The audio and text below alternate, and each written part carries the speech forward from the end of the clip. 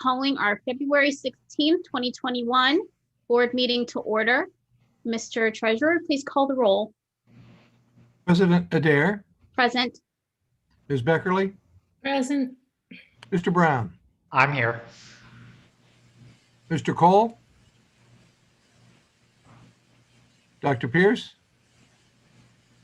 Mr. Ragland. Here. Vice President Reyes. Here. You have a quorum, Madam President. Thank you so much. We do anticipate both Board Member Cole and Dr. Pierce joining us shortly. We were going to have a student do the Pledge of Allegiance, but they are not here right now. And so I will have the honor of doing the Pledge of Allegiance this evening. So if everyone would please put your hand on your heart or stand, however you'd like to do it.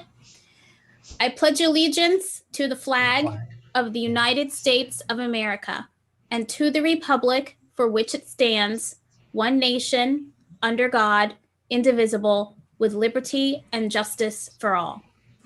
Thank you, everyone. Board members, you have the agenda before you. This evening, we have some board recognitions. We have no public comment. We have a report from our superintendent, as well as our treasurer. And we, of course, have our consent agenda.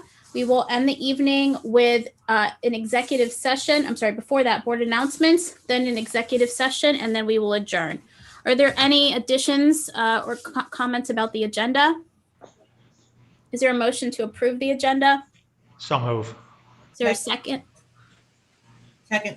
Thank you. Please call the roll. President Adair. Yes.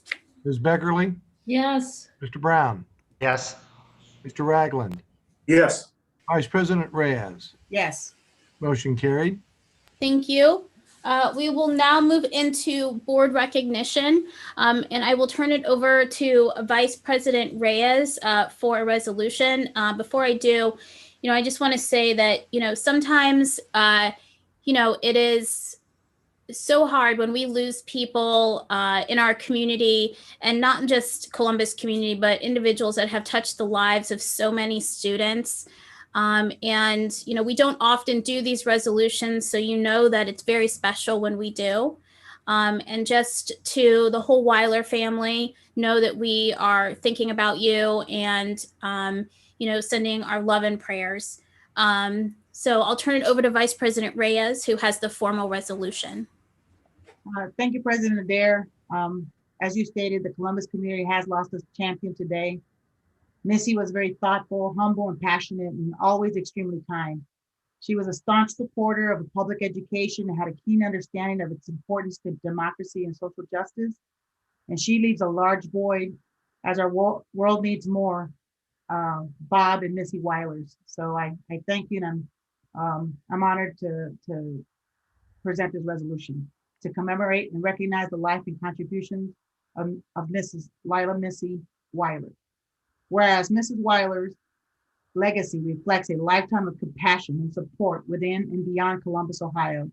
Along with her husband, Robert, and their family, the Weilers have enhanced Columbus City Schools' mission while generously supporting administrators, staff, and students. And whereas Mrs. Weiler is in partnership with her husband, created and developed I Know I Can as the only college access program in Columbus and one of the largest and most successful in the nation, providing a foundation of support to help hardworking Columbus City School students achieve their college and career dreams since 1988. And whereas Mrs. Weiler provided more than 4 decades of tutoring services, school supplies, and critical social and emotional resources for students and families at numerous school district-wide. And whereas the Weiler family has championed innovative ideas and project-based learning to create the Dream Grant to support teachers, scholarly, and pragmatic endeavors with the district and beyond. And whereas the Weiler family invested in our youth by funding the Dr. James L. Moore III Scholars Program for transfer students, room, board, and books, and the College Weiler Scholars Program, which provides full undergraduate scholarships for Black males committed to being educators.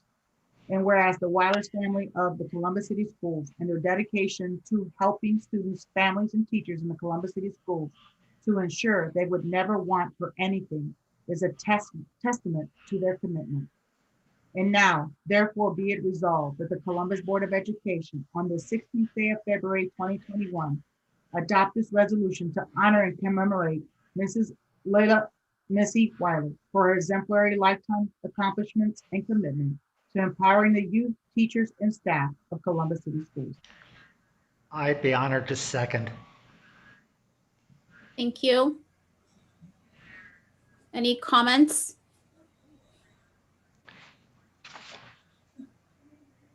I think Ramona said it. We need more people like Bob and Missy in this community. Thank you, Board Member Brown. Go ahead and call the roll, please. Ms. Beckerly, Yes. Mr. Brown, Yes. Mr. Cole, Absolutely, yes. Mr. Ragland, Yes. Vice President Reyes, Yes, President Adair. Yes. Motion carried. Thank you so much. And we will obviously get that to the Weiler family. And again, just thanking them for all that they've done for our school and remembering Missy in this time and the family. So, all right, we will go ahead and move forward in our agenda. We are in item 4 and we have no public comment this evening. So that makes it a very short item. And we will move into item 5, which is the superintendent's report. So I will turn it over to you, Dr. Dixon. Good evening. Good evening, everyone, and thank you, Board President Adair. I have 2 topics I want to report on tonight. First, you'll hear from Deputy Superintendent Dr. John Stanford with an update on our transition to blended learning model. As you know, despite the winter weather of late, that has caused us to cancel classes each of the past 3 Tuesdays. We're in the 3rd week of blended learning for many students across the district. Our students in pre-K through 3rd grade, our students with complex needs in grades pre-K through 12, and our career and technical education students at Columbus Downtown High School and the Fort Hays Career Center are in week 3 after starting back on February 1st. Our 4th and 5th graders are in their 2nd week after returning to their classrooms on February 8th. In total, we have nearly 24,000 students who are currently in the blended learning model, which represents more than half of our students district-wide. Of course, we want to be able to bring in more students to blended learning. It was our intention to phase in our pre-K through 5 students and then monitor our transportation capacity and our classroom staffing coverage before determining the next group of students to bring back.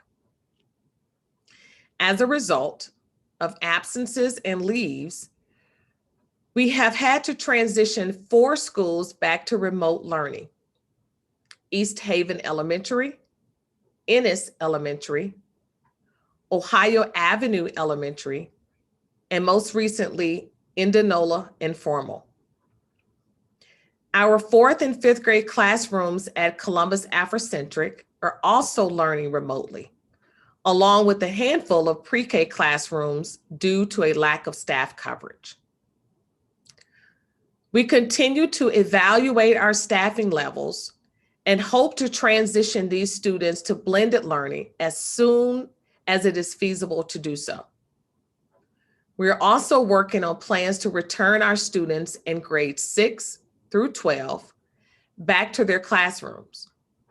We expect to have more details that we can share in the coming weeks as we target March for a return of additional students. The Center for Disease Control and Prevention, or CDC, recently released guidelines for reopening schools that focus on 5 key COVID mitigation strategies, all of which we are currently implementing as part of our blended learning model. Wearing masks, social distancing, hand washing, cleaning facilities and improving ventilation, and contact tracing, isolation, and quarantine. The CDC's guidance shows that we are on the right track with our multi-layered health and safety protocols for blended learning. As a result of thorough planning and preparation, we have been able to put these protocols in place and ensure our mitigation strategies are implemented with fidelity before we phase in more students to their classrooms.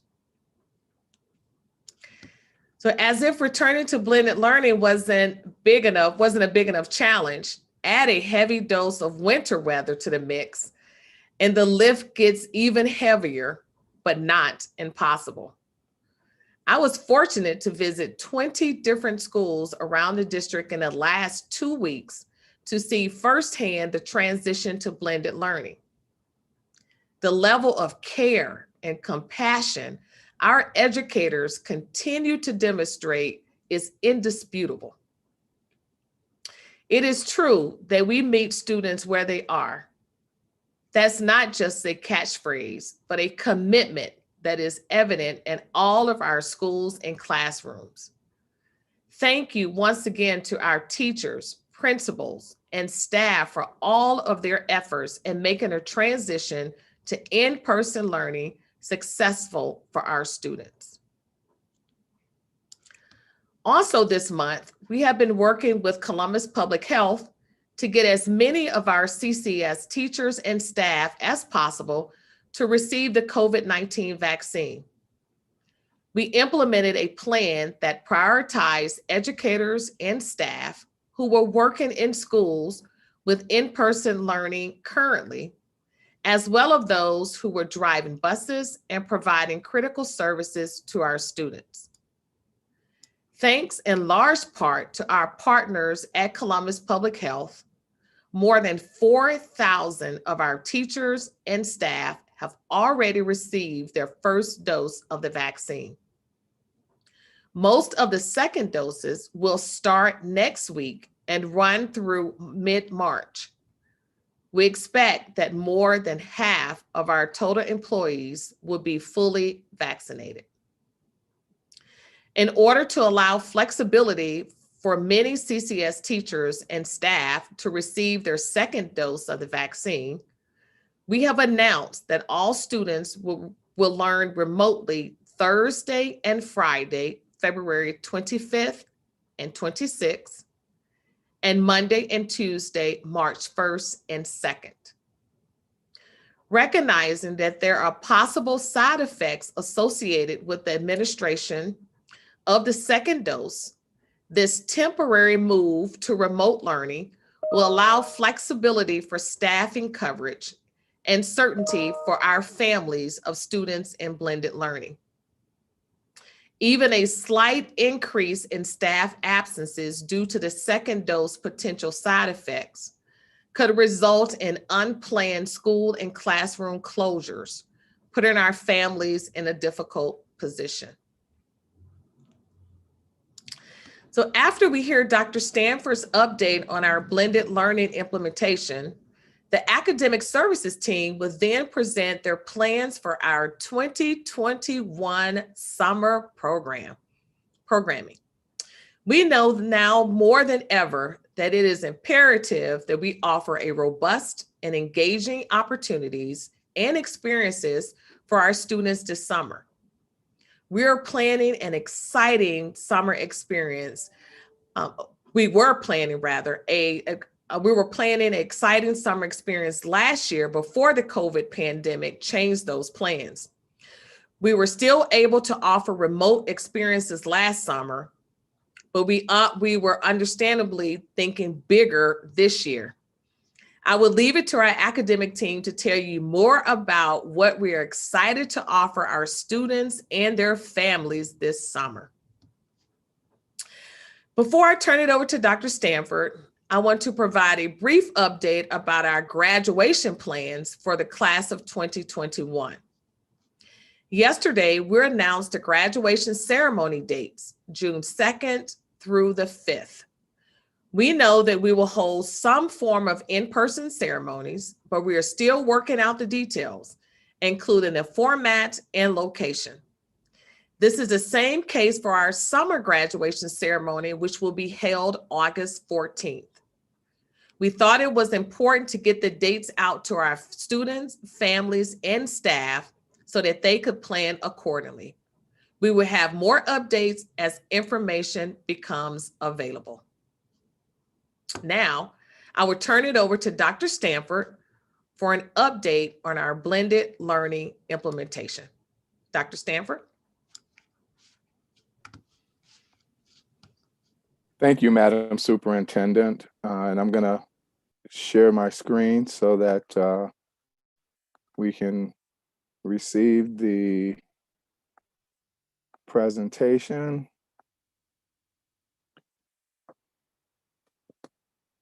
Good evening, Madam President, Madam Vice President, and members of the Board of Education. I am here with a couple of my colleagues from the Health Services and Operations team to provide an update on the district's reopening work. As the superintendent has already indicated, we are so very, very happy to have over 20,000 of our students back in the pre-K through 5 blended learning model with our CTE students and also with our students with unique disabilities. It has been a long time coming. It will be almost a year next month since the district received the order from the governor to not have students in our schools any longer. So we are just excited to have our students back. As you know, the operations team continues to meet daily to discuss issues and to continue our planning for the next phases of our reopening. Tonight's presentation will focus on the following: the COVID-19 CDC and CCS guidelines, which Dr. Kate King will provide a high-level overview of how our mitigation strategies are aligned to the new CDC guidelines. Next, I will give a brief update on where we are with the CATS initiative with Ohio State University and the Educational Service Centers of Central Ohio. I will also give a brief overview of our current COVID-19 dashboard. I will then turn it over to Mr. Steve McElroy, our Executive Director for Business Operations and Transportation, to discuss our transportation capacity and the services that we are currently providing. And then Mr. DeFabo will conclude the presentation by talking about our substitute plan and how it's working right now. With that, I will turn it over to Dr. Kate King to talk about our alignment with the new CDC guidelines. Dr. King? Thanks, Dr. Stanford. It's really wonderful to be here with you again today. As many of you know, February 11th, the Centers for Disease Control and Prevention released new operational strategies for K-12 schools. And I was very pleased to see what their strategies are and how we're meeting them. Just a few things. I want to talk, first of all, about their mitigation strategies. Now, Dr. Dixon really talked about all of them already. Just want to talk a little bit more in detail. The CDC is very focused on, again, the low transmission of COVID-19 within schools, and is also looking to the strategies that keep that transmission low. So first of all, of course, is masks. Masks required and standard for all students and employees. We also look at that in terms of equity and diversity and individualized strategies. So we do have, again, a mechanism for individualized plans for students who cannot wear masks. The second strategy is keeping 6 feet apart. That social distancing is so critical. And again, Columbus City Schools is already doing that. My next picture is, of course, hand washing and respiratory etiquette. We have provided hand washing stations, hand sanitizer, instruction, and all of that to make sure our students are safe, cleaning operations, and then contact tracing. So contact tracing has been going on for many months by our expert school nurses in collaboration with Columbus Public Health. The next phase of the CDC operational strategies are phased mitigation and learning mode. So what the CDC has talked about is exactly what we're doing. Since we know that transmission is less in children of younger ages, the CDC talks about starting with elementary schools, and that is what we've done. So we're seeing our elementary school students come back. We also look at higher risk individuals. So making sure that higher risk individuals have individualized plans and operations so that they can learn in our schools. We also want to prioritize, and the CDC wants to prioritize, is in the middle picture there, in-person learning over other activities, such as extracurricular activities. This doesn't negate sports or other extracurricular activities, but the CDC and Columbus City Schools' goal, first and foremost, is the education of our students and return to in-person learning. And then, of course, providing virtual options for high-risk individuals. Next slide, please.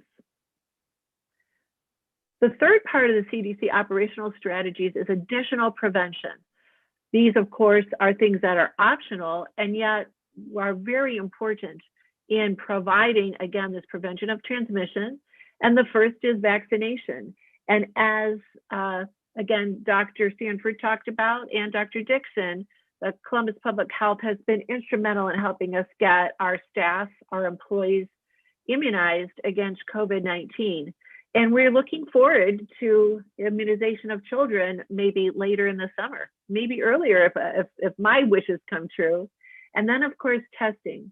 So when we have individuals in our school system who are symptomatic or are exposed, again, our school nurses have conversation and also written materials to encourage them to seek their healthcare providers' advice on testing. Again, thank you for the opportunity to talk with you and to show you how Columbus City Schools and the CDC are continuing to work hand in hand together. Thank you, Dr. Stanford. Thank you, Dr. King. As a part of this presentation, I'd like to give you now an update on the CATS initiative with the Ohio State University and the Educational Service Center of Central Ohio. As you know, CATS stands for COVID-19 Analytics and Targeted Surveillance System. And with this system that was presented to you at the last board meeting, we have created 2 data teams as a part of the infrastructure that is required to implement the CATS system.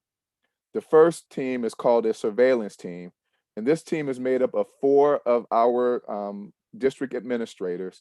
And the team is responsible to monitor the data on a daily basis to identify anomalies in the data. Once they identified anomalies in the data, they will then turn over the data to the second data team, and that is the data review team. The data review team has 11 individuals who make up that team, made up of district administrators, along with Dr. Sarah Bodie from Nationwide Children's Hospital, Dr. Blue from our equity team to focus on equity as we look at the spread of COVID in the district and look at what strategies we want to implement to counteract the spread. And then an epidemiologist from the Columbus Public Health, and also data analysts and data experts from our accountability team. And so this data review team will look at the anomalies that the surveillance team has identified to see if the anomalies are really something actually going on with the data, or if the anomaly can be explained by normal practices that occur in a school district. These two data teams are very important because the data teams will utilize the established thresholds of the system in order to determine whether or not there are anomalies to be concerned about. The three thresholds that we have established as a part of the CAT system is threshold number 1, nurse visits for flu or COVID-like symptoms, and that threshold will be 5 nurse visits per 1,000 visits in the population. 1,000 of our population. Threshold number 2, student absences due to illnesses at 10%. And threshold number 3, student absences due to illness at 15%. All three threshold measures were developed by looking at thresholds of other school districts that are a part of the CAT system, but also looking at national threshold measures as well, provided to us by the CATS team at Ohio State University. In addition to the thresholds, we also will have a dashboard that will be established later on this week. The team is working with the CATS team to finalize any last minute details for making sure that the dashboard is ready to launch later on this week. And so hopefully we are hoping and we are on schedule right now to have the dashboard and to have the CATS system launched later on this week. Now I'd like to take a quick glance at our current CCS dashboard, just as a reminder to what we have currently on our website.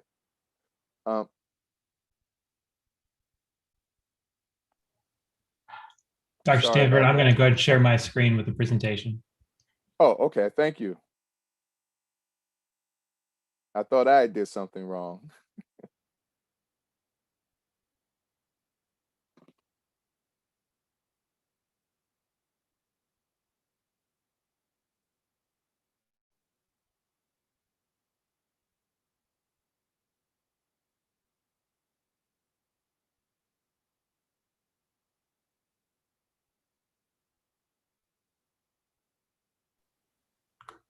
Can you see that?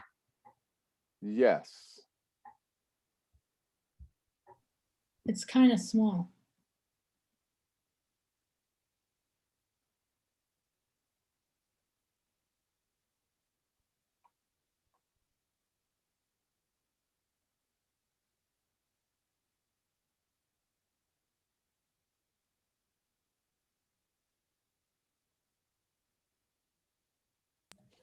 Scott, I think what we're seeing is the presenter view, not the slideshow.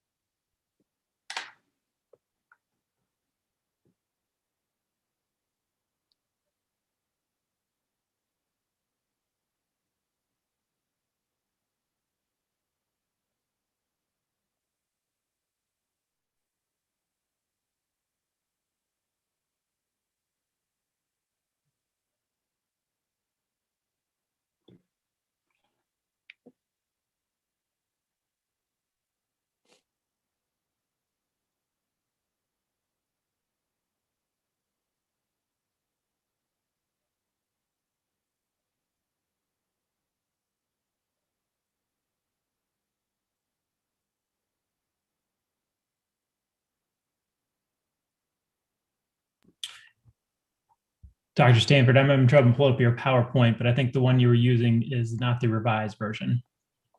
Okay.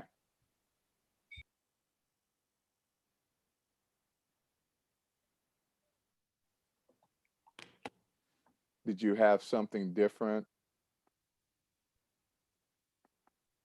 than this.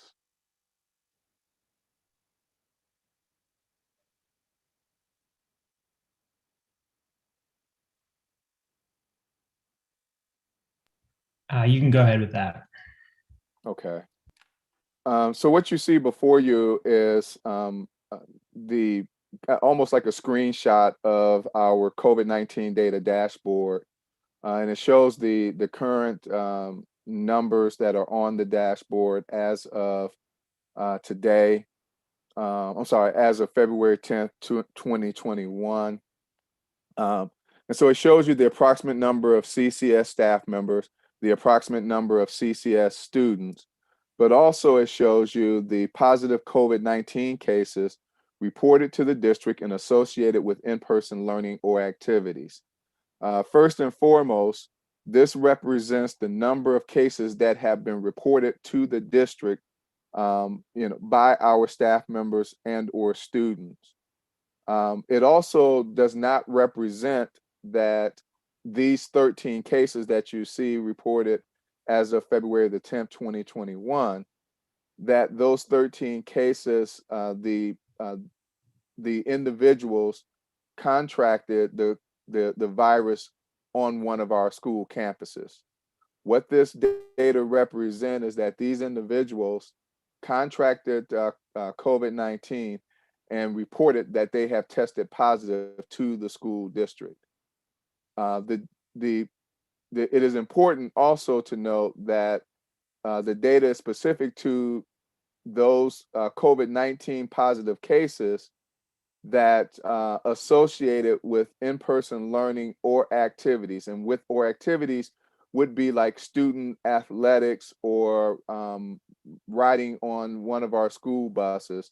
So that, again, these are individuals that reported positive and they were involved in either in-person learning or with a school-related activity. And so just wanted to clarify what the numbers that are currently on our data dashboard represent.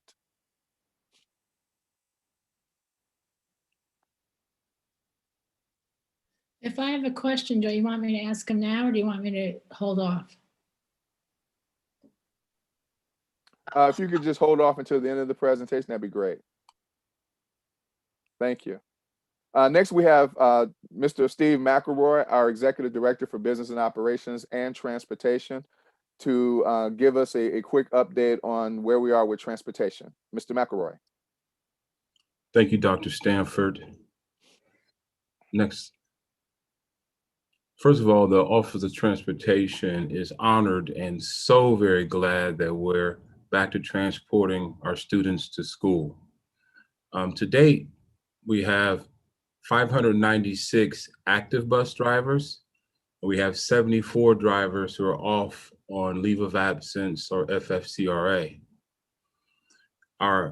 We have 77 active intervention aides and 3 off on leave. And lastly, our child care attendants, we have 11 active and 9 off on leave.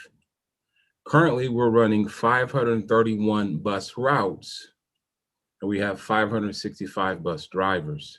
596 bus drivers, and we have 74 of our drivers off on leave.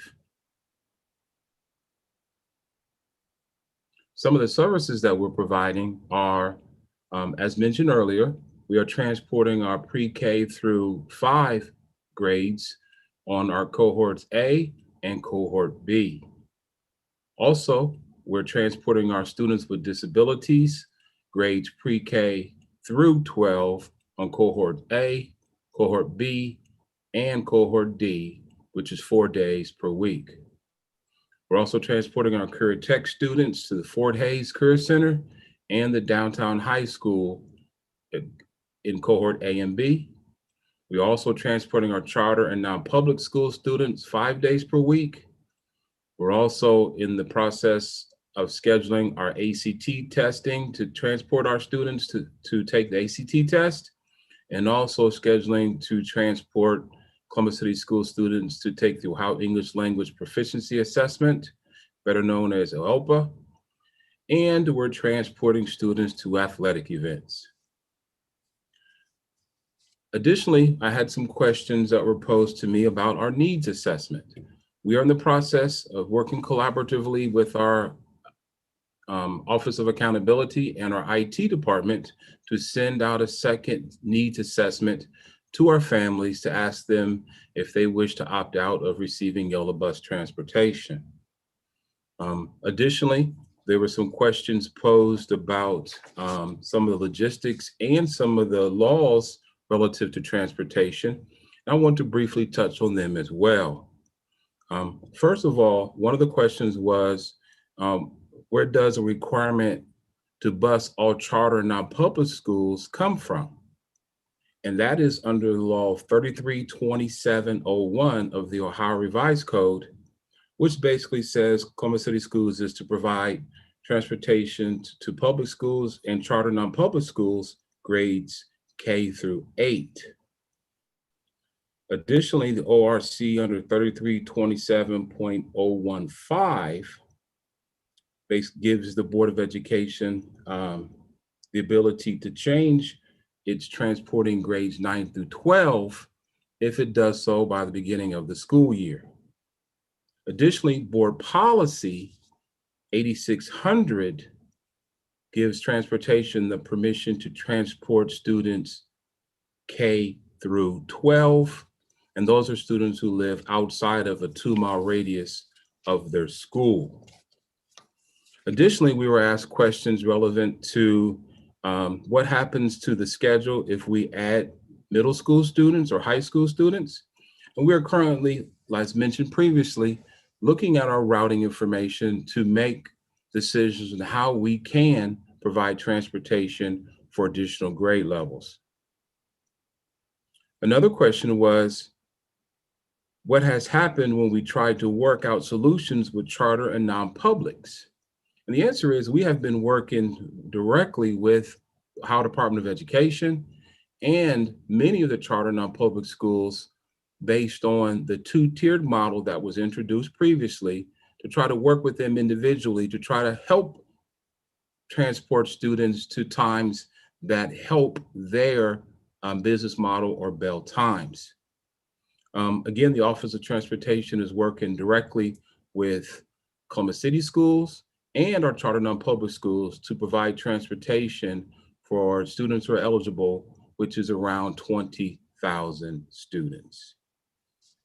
That completes my presentation. Thank you, Mr. McElroy. Next, we have Mr. Michael DeFabo, who is our Executive Director for Human Resources, and he is going to give us an update on our substitute teachers. Mr. DeFabo. Thank you, Dr. Stanford, and hello, board members. So I think it's been about a month since I was with you last, and I have a little bit of a scratchy voice tonight, so I apologize. Last time we talked, we were transitioning from one-off experience to long-term engagements this year as part of our focus on our substitute model as it relates to the pandemic and also just in general best practice.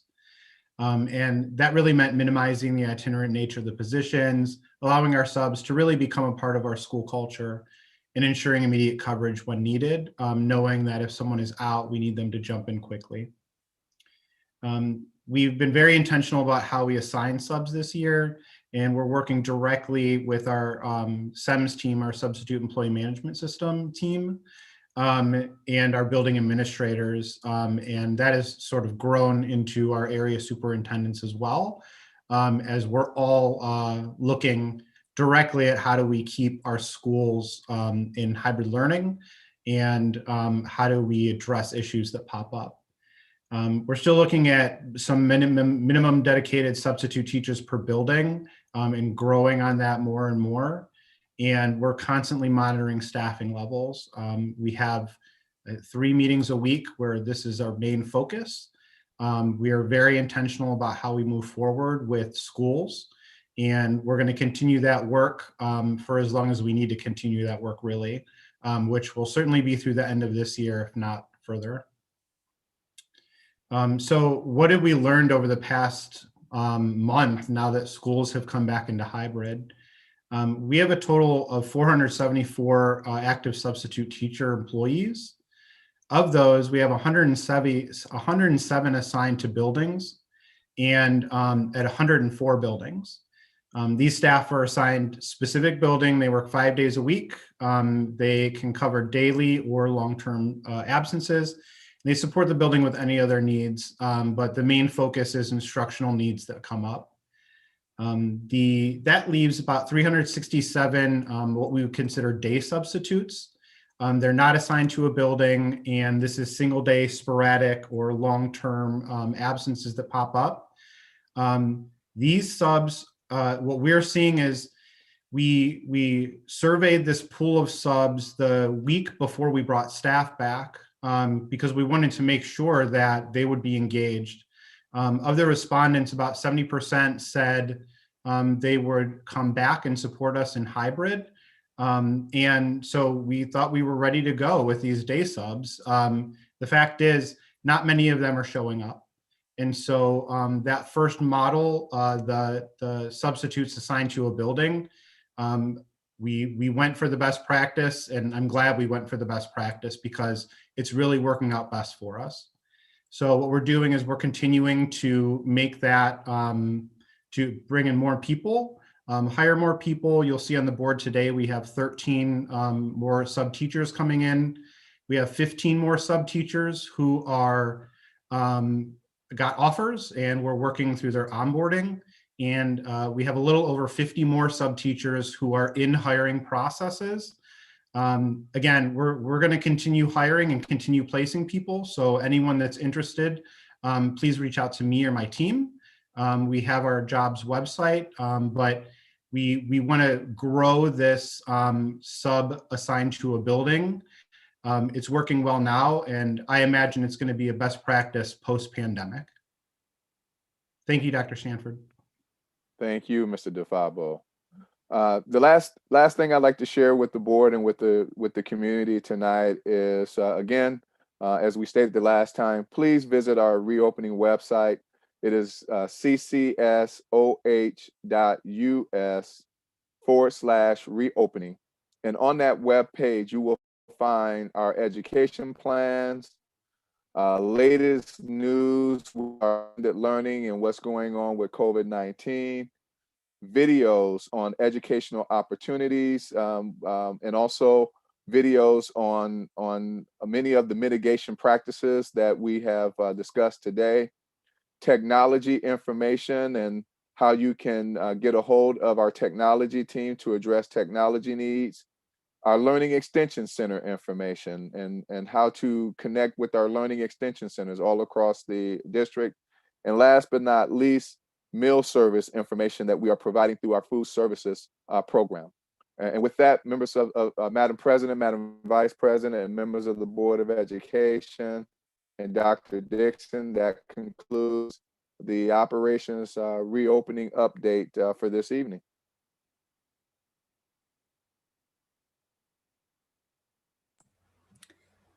And we are here to answer any questions that you may have. Okay, thank you. We do have some questions, board members. If you have a question, we have board member Beckerly and then board member Ragland. Dr. Dixon, was there anything that you wanted to add before we start with questions? No, we can go with the questions and then we can come back because we have another part of the presentation and then another update. Okay, then to board member Beckerly. All right, let's start with Mr. DeFabo. Can you guys hear me okay? Yes. Okay, I just want to make sure he's there. Oh, there he is. Okay. That was a very high level, all sweetness and light presentation about the substitute plan. We currently have 4 buildings that are closed, at least 1 partial program, and assorted preschools. I want to know, telling me that there's 400 subs, there 107 are assigned to a building and 364 are available. I'm kind of suspicious about whether that's accurate, but even assuming that it was, it doesn't tell me anything about this crisis and how we're planning on solving it. It also saying, please apply is not really helping either. What are we doing to get people to apply? What is our campaign? What are we doing to tell the community? What are we doing to tell the mayor and the governor and everyone else that we have a crisis here and we need help? I mean, I can't, it's bordering on insulting, and I am sorry, I'm losing my patience here, my temper. Given what was just happened in the past 2 weeks with the subs and the crisis, that you didn't address anything that's relevant. And if we have 400 subs, it's 367 not enough? What's the shortfall?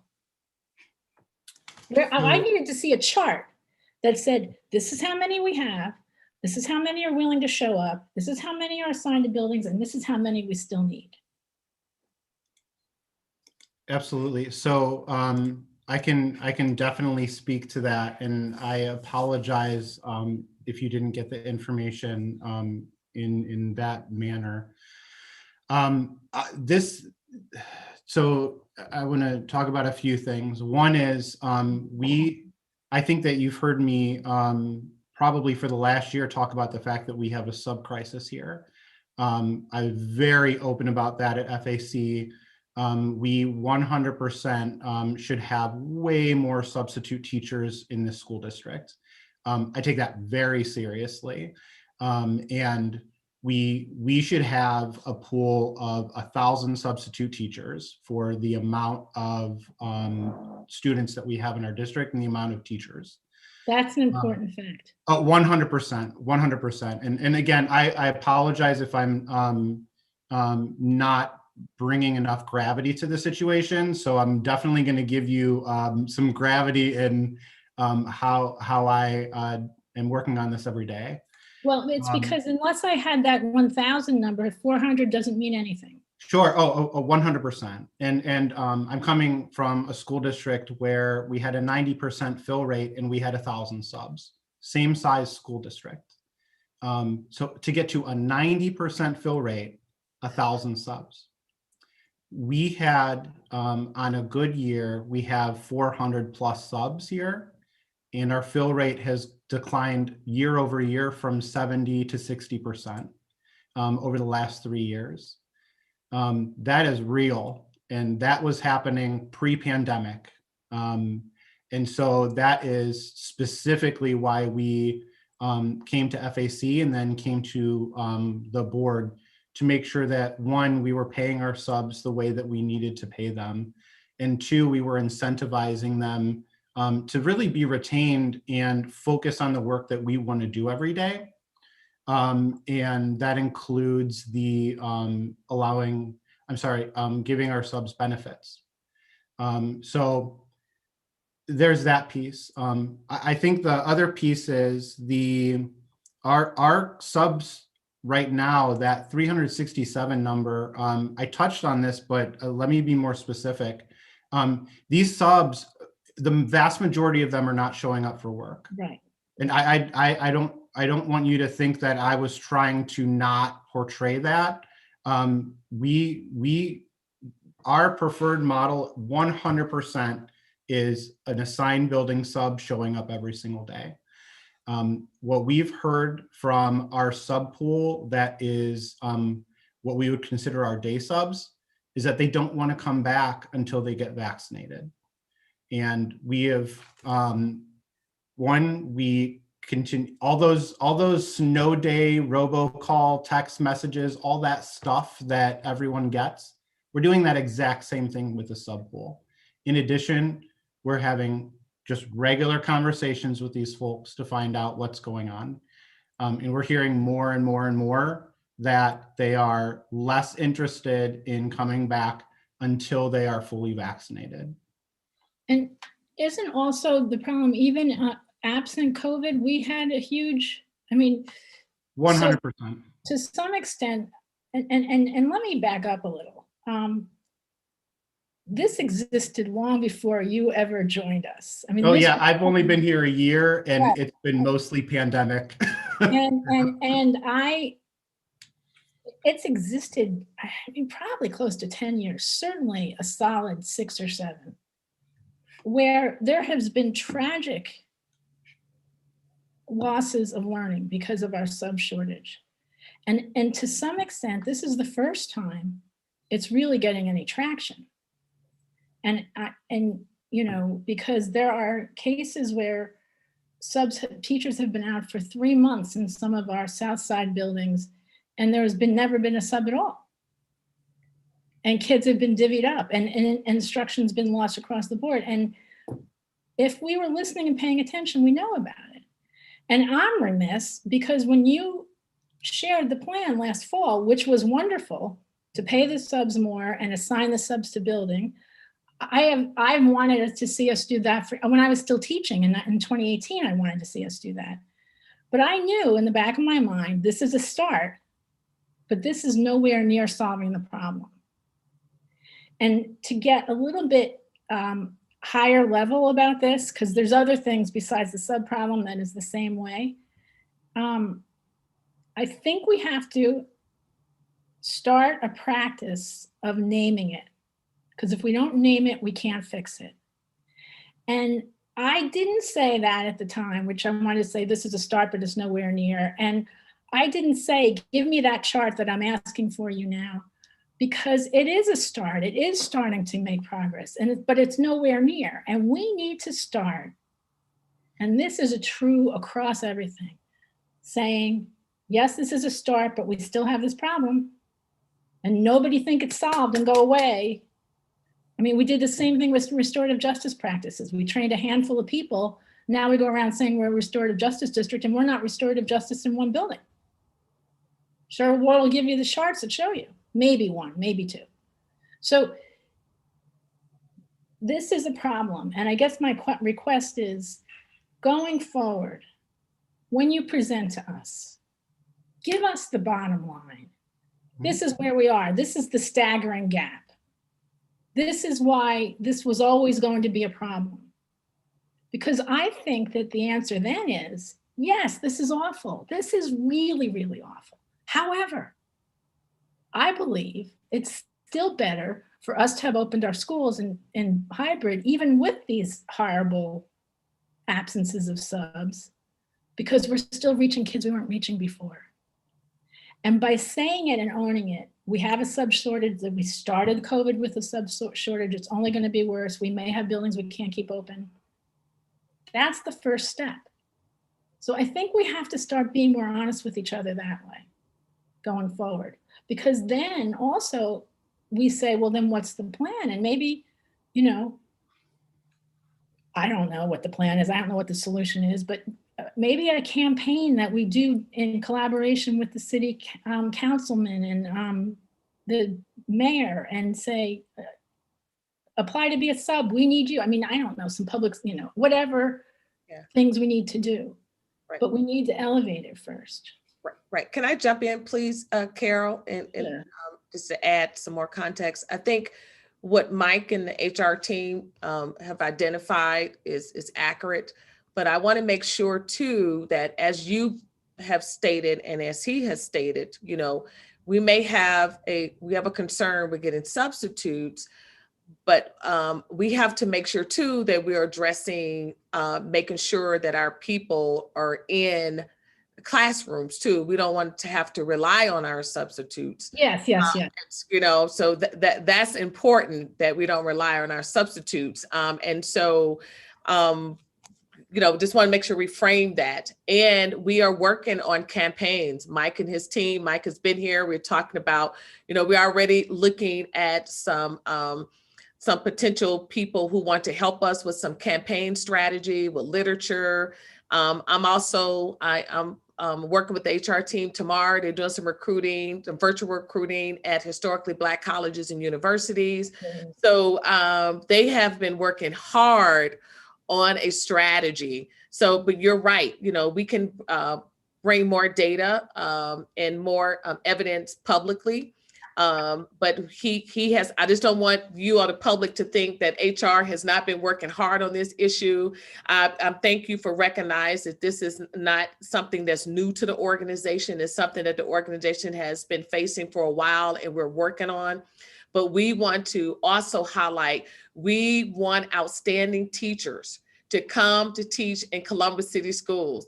it is a place where is a good place to work, and focus on that whole culture piece and getting people here, along with addressing that if we have staff members that for whatever reason need to be off because of whatever need, that we have solid subs that can come in and assist. So I just wanted to highlight that, and we will bring some additional data. But I also wanted to speak to another thing that you said, Carol, that it is good that we bring kids back. And even though we don't have as many subs that we like, it is a good thing that our students are back and in front of their teachers, and in small groups where we can adhere to the COVID guidelines.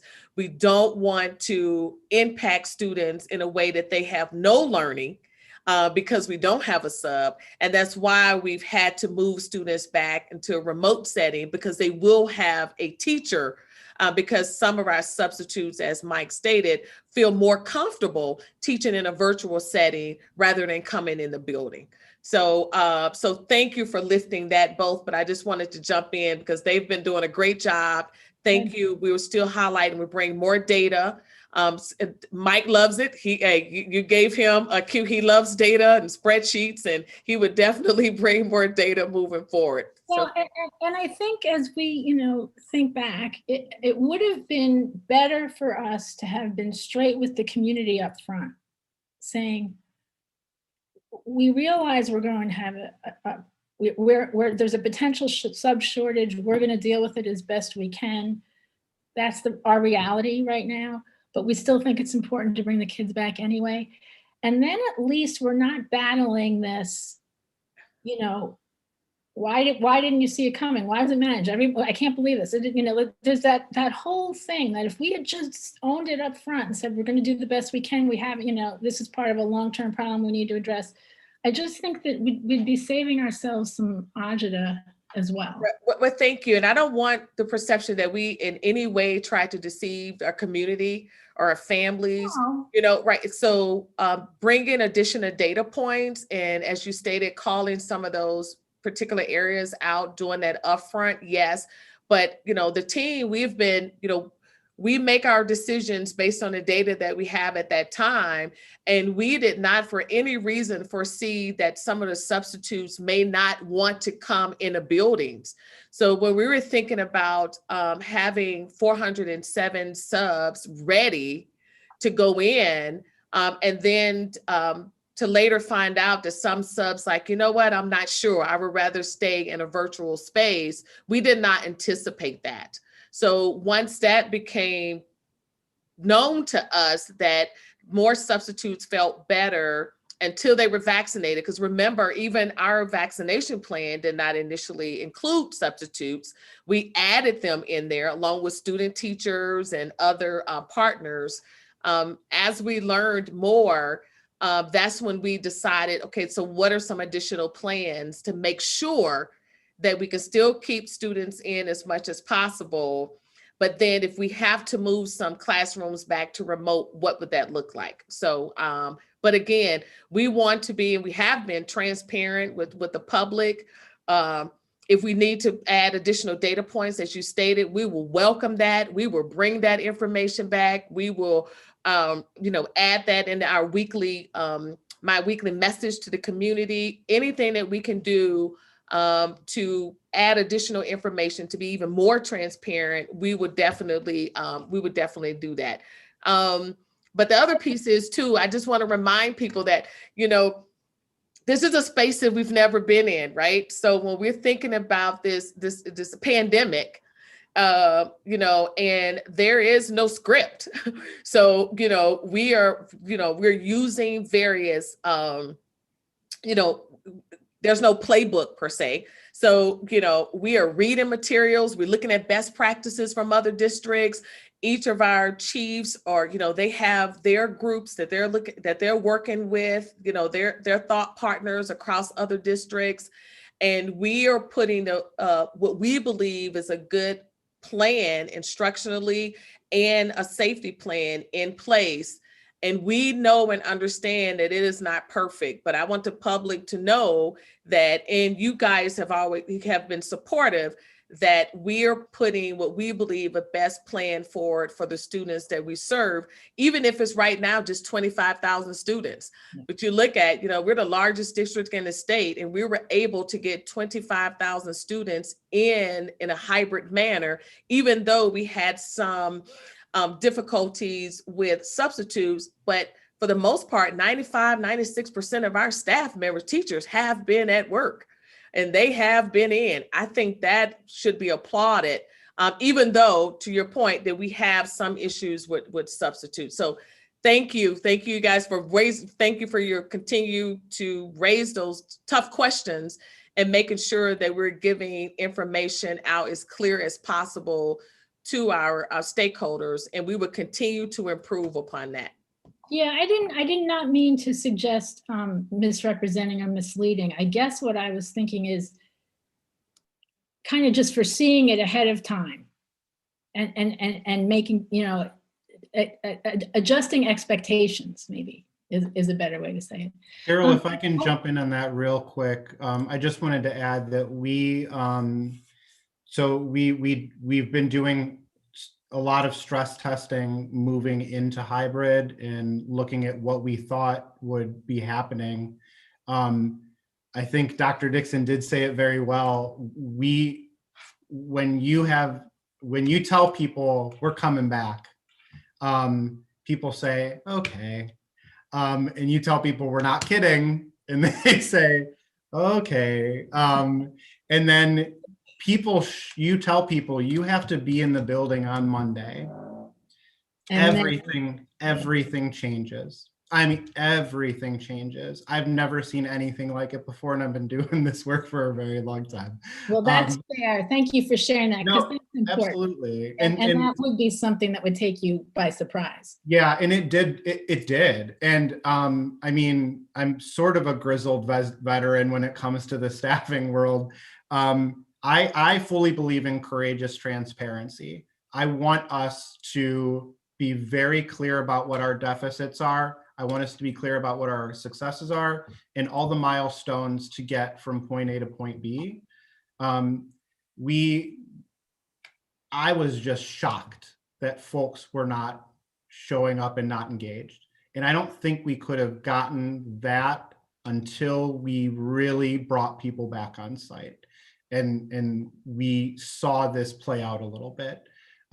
So that's why, for me, it was very important to have different plans in place that we could jump to, because we always wanted to focus on continuity of education for students. A quick question. Okay, Carol, we're gonna go ahead and move forward if that's okay with you. We can come back. We just have other board members who are in the queue. So we are gonna move to Board Member Ragland next.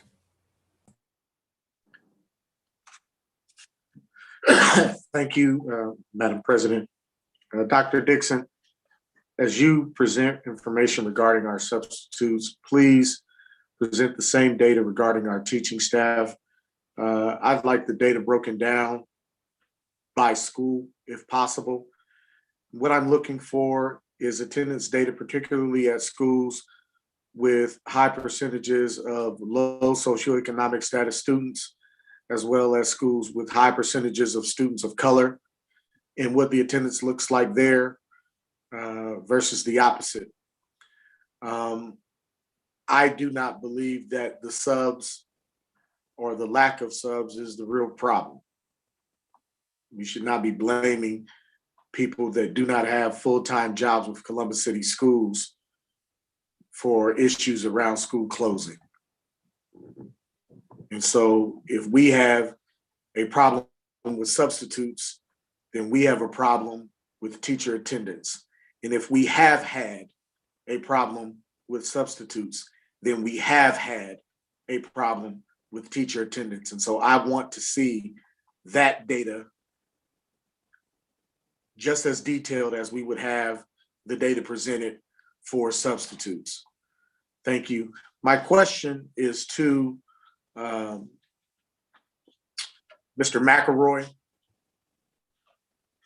Regarding transportation, I know that we have a needs assessment that's going out to our families.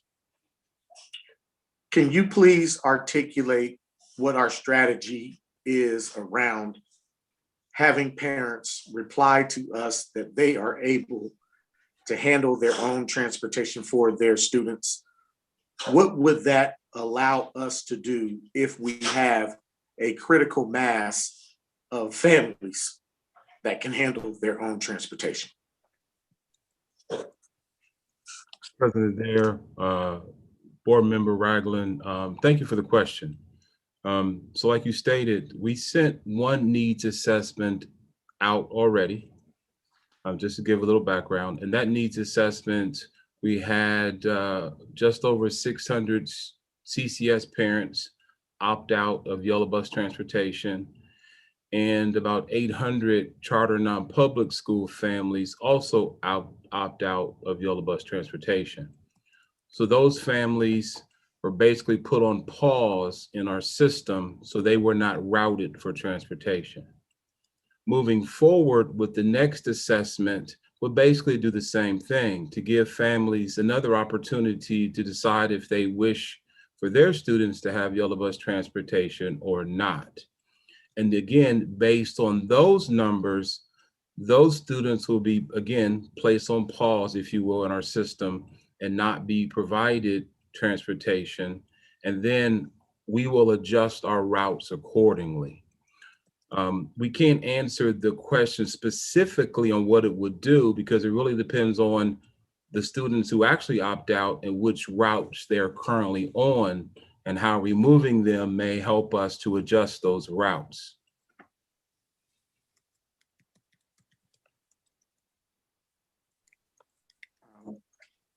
Thank you for that, sir. Could it be said that in a spirit of cooperation, the more families that are able to transport their own students, the higher the likelihood that we may be able to bring back more of our students? Oh, I'd like to put it this way, Mr. Ragland. Again, you understand that we're talking about transporting students from all across the city to multiple schools across the city. So, and please understand, currently the Office of Transportation routes students based on eligibility. So we route students in the system, again, based on board policy and eligibility, and we route accordingly. So it's safe to say that if we have students removed or paused, that will help us to adjust routing, but we have to see what the data looks like to determine the difference it will make in terms of providing services to additional grade levels. Thank you for that, sir. And I want to commend you and your team for everything that you all have been doing since the beginning of this school year up to now. You all have done an outstanding job. I appreciate the attention that you've given to this particular issue. I understand that it's hard. I think that we should be talking more about a CDL program for our students for career tech, understanding that there's a driver shortage and that we may need to start breeding our own future drivers for this district, and then understanding what a CDL that leads to entrepreneurship and some of those other things. We might want to look into that, but Mr. McElroy, you've been awesome to work with, and I appreciate all the hard work from you and your team. That concludes my questions, Board President Adair. Thank you. Thank you, Board Member Ragland. We will move to Board Member Brown. You're muted. I thought I just fixed that. Yeah, I'll keep it brief. Since I want to go back and make sure I understand the problem that we're talking about, and some of it treads the same ground that both Carol Beckerly and James Ragland covered. But what I like to know, and have you figure out the best way to tell me that, is to what extent is the problem of teacher shortage a problem of, our teachers, our full-time teachers, not having the same attendance as they've had in the past, and to what extent is it that we can't get substitutes? If more of our teachers are there on the job, we don't have the same need. And if you can just, work out a way to identify where the problem really is, and then we can figure out better how to attack that problem. Thank you. Oh, by the way, I also commend everybody who's been working on all of these measures. The staff has done a great job, and in a very, very challenging setting. So thank you all. Did you want to address any of that, Dr. Dixon, or? Well, I think providing that data in a comprehensive report will be the best next step. So we will work on that and then provide that information to the board. We provided some of that the data, and we will continue to bridge out for that information that we have been working on and provide a comprehensive report for you. Okay. Okay. And we will move to Vice President Reyes. Thank you, President Dare. So I know there's a lot of confusion about the transportation issue. The issue of primarily about us having to bus charter non-public in those routes. So, Mr. McElroy, can you talk a little bit, because you mentioned we have 531 routes, 590 bus drivers. That could be a little bit confusing. We're trying to explain the need for bus drivers and the how we transport our kids. Can you talk a little bit about that difference and how a route is determined? And then I want to clarify that the decision to have to bus charter non-public is a state mandate. Talk about that, please. President Dare, Board Member Reyes, thank you. And you may have to remind me on part of your question because you asked about 5 questions just Sorry now. about that. So let's start with the law, if you don't mind. The law does require that we transport community and non-public school students and Columbus City school students, right? The law states that. But the law states that we have to do that kindergarten through 8th grade. But since Columbus is a very, very unique school district, we transport special education students, etc. One, if we transport special education students in high school, that also requires us to transport charter non-public school students in high school.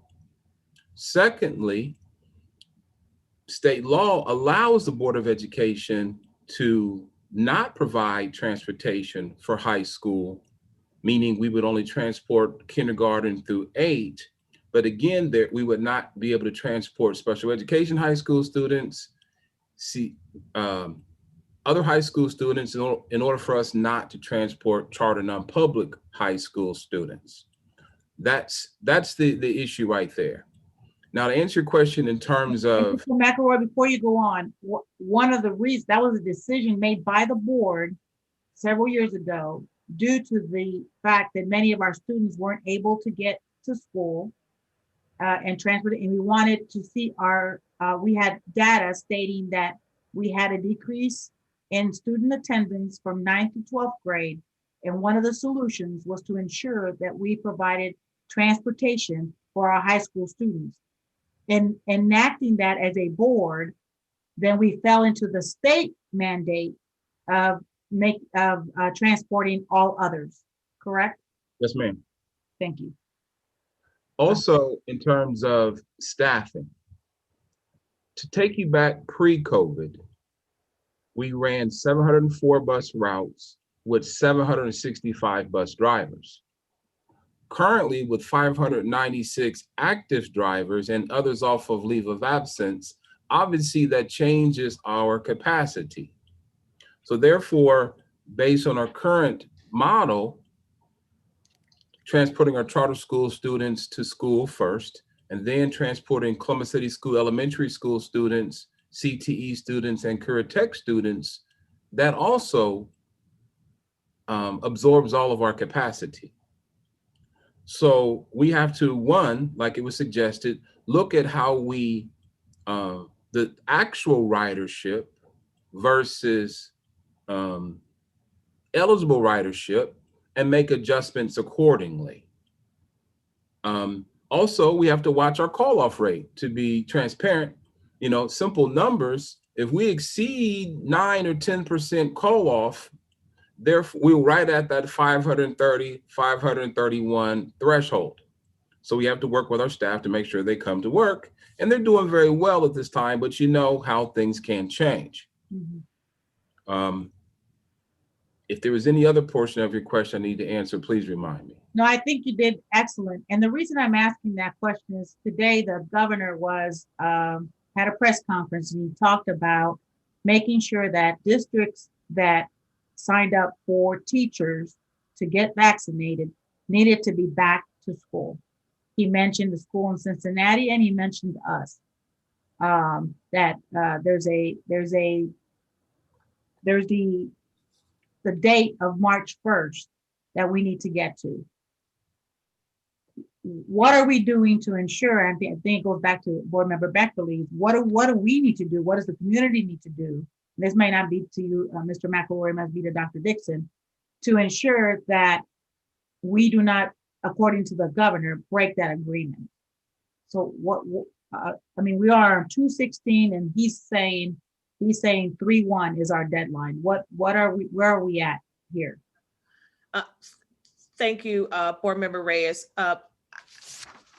When we decided to return back in the hybrid and blended learning, it had nothing to do with vaccinations. I want to remind the public.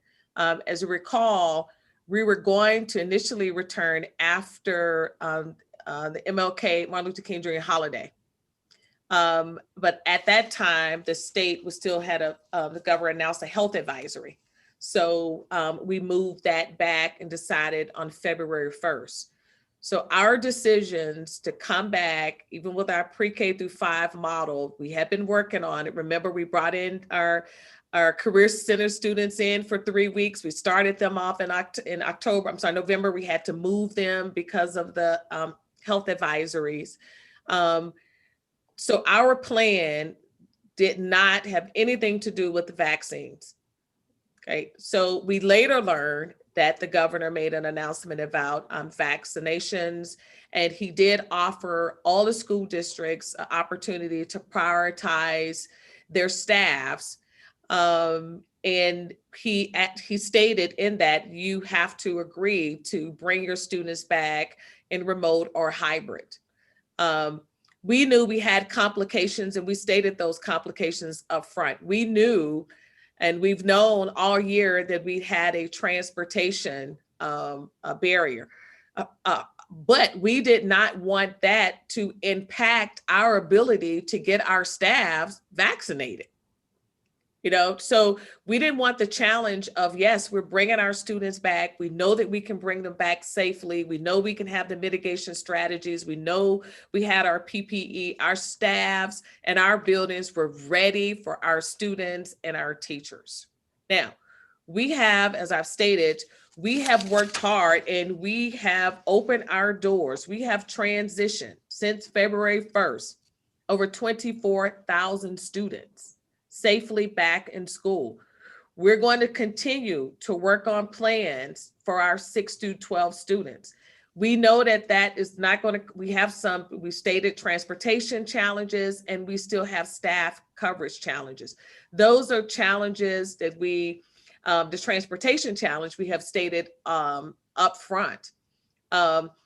We will hope that the governor will see and understand that what we have done in all efforts to get our students back It won't happen by March 1st, but we are still working to bring our students back in March.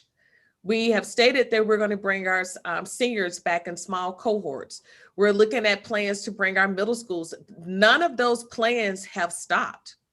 But a district our size, we cannot move as swiftly as other districts can. We believe that the phase-in model works best for us. We have large class sizes. We had to break those class sizes up into cohorts. So we believe the model and the pace that we have now is what's best for our district because of the challenges that we face. And we are going to continue to work in that end to bring more students back. A phase-in model. We're going to continue to monitor transportation. We're going to continue to monitor our staffing so that we can have the coverage that we need. And we believe that we will have the support we hope we have the support of our governor, because we do have a plan. It is not like we have said this is pre-K through 5 and we're stopping. We, again, have over 24,000 students we have brought back safely. We plan to bring our other students back in a phased approach. And we hope that with that plan, that we demonstrate that we have a plan, that we hope that that will satisfy the governor's office and show that, we have 4,000 people that's been vaccinated. That is a plus for us. The largest school district with the largest staff, we needed to make sure that we ensure that our staff members received the vaccine. And that's why we worked so hard with Columbus Public Health to prioritize Columbus City schools. We went out front. We did that. We went and worked with our charter non-pub partners. We sat down and had meetings and asked for flexibilities in their schedules. That was the efforts of Columbus City Schools team to do that because we knew the challenges we had ahead, but it was worth it when we saw on February 1st that those students came to school, and the February 8th when we saw our fourth and fifth graders, and as we bring our additional cohorts, it's going to be worth the time that we've taken to prepare well and to make sure that we have a solid plan that we can sustain.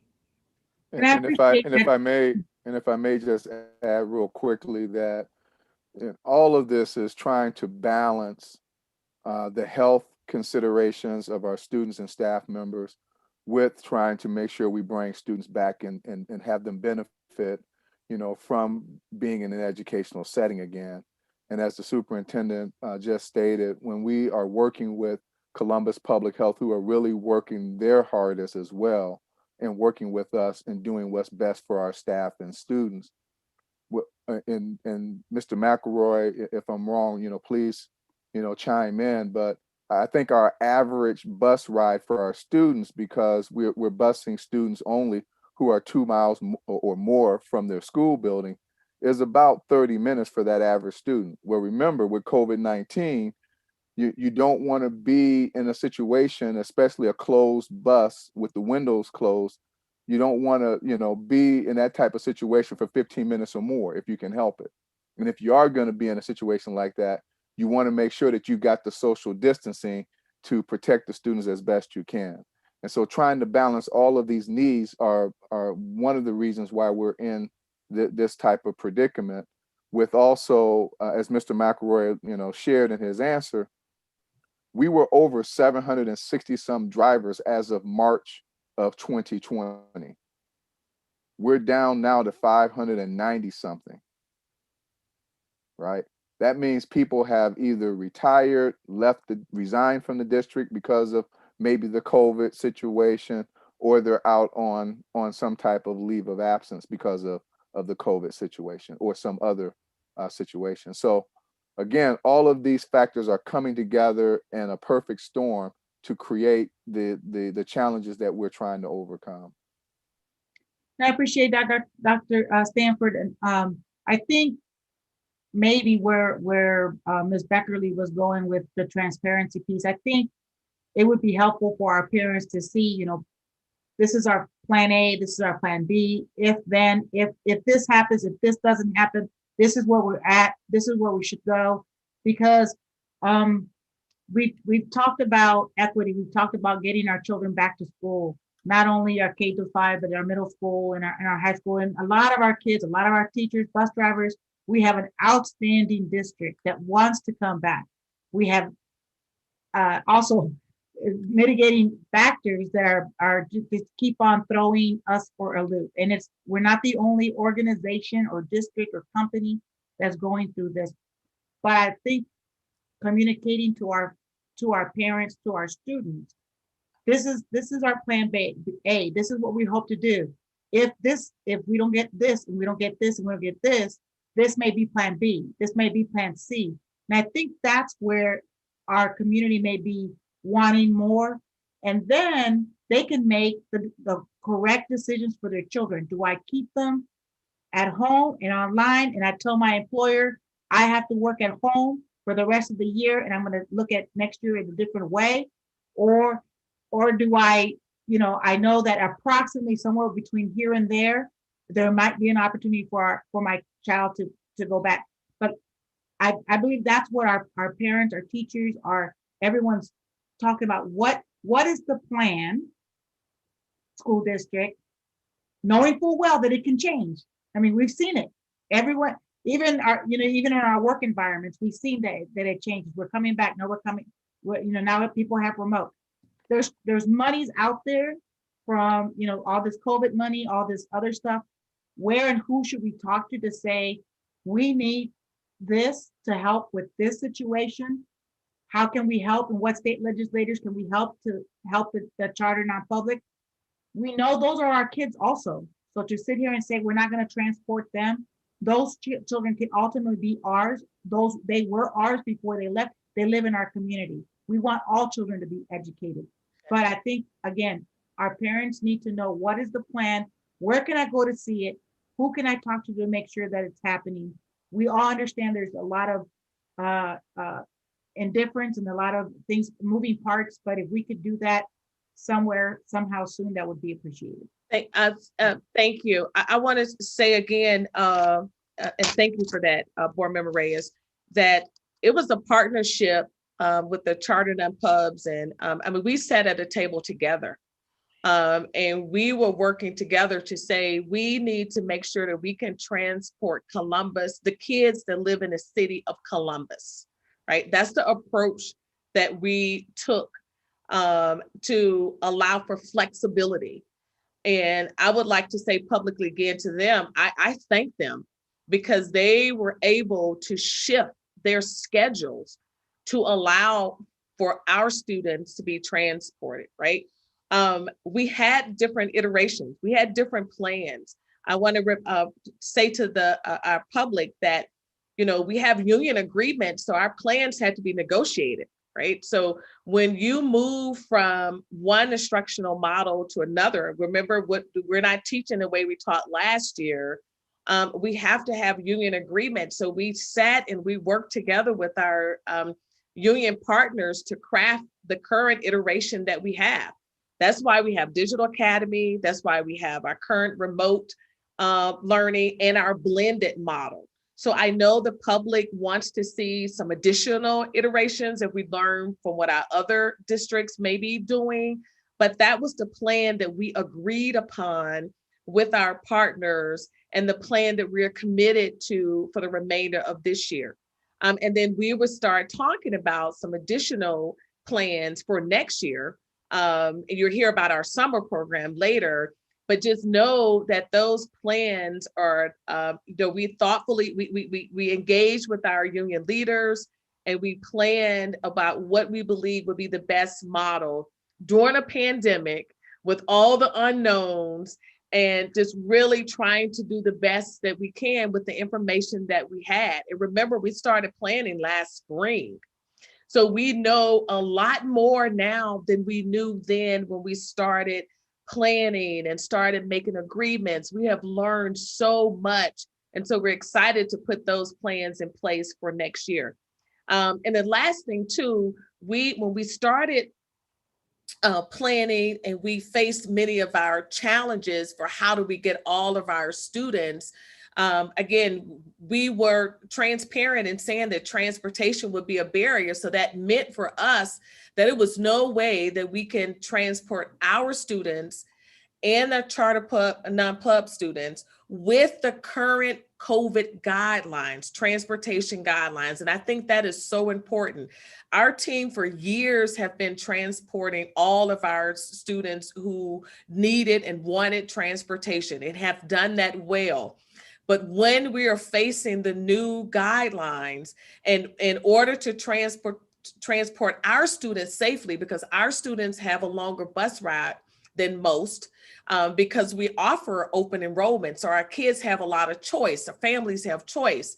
And with choice, that caused us to have some limitations with how many students that could ride a bus for that long duration, right? So until we see some additional guidelines from CDC that suggests that you don't have to have that distancing on the school bus, then we are limited to either following those guidelines or taking a risk and say that we want to transport more students, knowing that that bus ride will be longer than the 15 minutes that CDC and our local health officials have suggested. But I agree, we need to put more information for families so families can make better decisions. We will.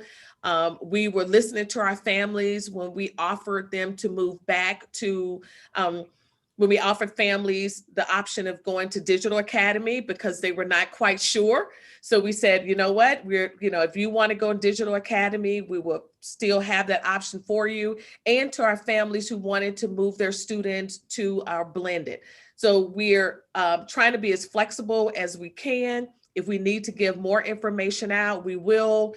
A lot of information, as Dr. Stanford stated, is on the website. So families, please go to the website. A lot of this information, if not all, is there. If we need to figure out a way to highlight the information in a very different manner, maybe cascade it out again, we will certainly do that, as well as highlight it on our virtual sessions that I have on Thursday, but they also have them on Tuesdays. So we will, as much as possible, to your point, communicate, over-communicate, get new information out to our stakeholders as we learn more and as we get more information and get to develop, finalizing rather, our 6 through 12 plans. But thank you.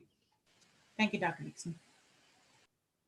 Thank you, Vice President Reyes. And before we go to Dr. Pierce, let me just say that, I think here in the Columbus community, in our sister governments, and the way that we have been working together, those, within government, as well as in the city and county education system, to overcome together is something commendable. Working locally with the health department, with our charter non-publics, with the mayor's office, with CODA, with Smart Columbus, we are really trying to overcome systemic issues that are heightened by COVID. All of this has been underlying in the surface, and now a big bright light is shined on it. But we have partners here in our local area that want to step up and help to find solutions. So thank you for that. It's pretty sad, though, that our state government doesn't want to be a partner and instead want to chastise and blame and hold hostage in some ways local school districts when they're just trying to do the best they can. And it's also unfortunate that it is the large, urban, economically challenged districts that are being targeted in this situation. Everyone is doing the best they can. Everyone wants students to come back. We are all fighting COVID. And I'm just proud of what we've done here as a community, as a local education system, together to do the best we can right now. And we will continue to work to move forward.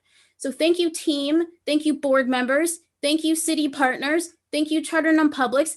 Thank you, businesses. Thank you, families. Thank you, staff. Thank you, everyone in our local government who has been really here to help and support. So I'll move on to Dr. Pierce now for her questions. Thank you so much. So I have a couple of questions that really relate to the issues that I've been bringing to the forefront for our last couple of meetings. First off, want to definitely start with our seniors. How many graduation plans do we have signed as of today? Can I hold on before you? So Dr. Pierce, she didn't finish her whole report. We've only heard a portion. So Dr. Dixon, I'm not sure so we've heard about transportation and substitutes. That's as far as we are in her report. Did we get to the summer? Because I've read No, through. we are not yet to the summer. Just those two. I know. Okay. Well, wow. So I don't know if you That's have very- questions about Okay. transportation. I'll stick to the transportation and subs then. Okay.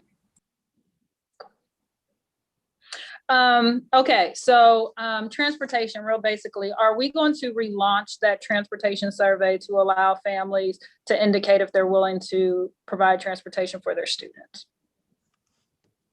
Yes, I think that has gone out. When was that be launched? Scott or Steve? This is a transportation one. Mm-hmm. Yes. So if I can interject, we worked on the verbiage and have sent it over to the Office of Accountability and IT. It should go out very soon. Mr. McElroy, could you explain why we're working with IT and with accountability? Yes, Dr. Stanford, and bear with me, I'm having a delay for some reason. But yes, once we complete the verbiage, that information goes to the Office of Accountability and our IT, specifically our application development section, because that information has to be sent via email and through our Infinite Campus process. So we have to utilize the Infinite Campus process to identify the families who receive yellow bus transportation, and then it's sent to them specifically. Obviously, we want to send it to the correct families, and we have to have it translated in, I believe, 5 different languages. So thank you for sharing that.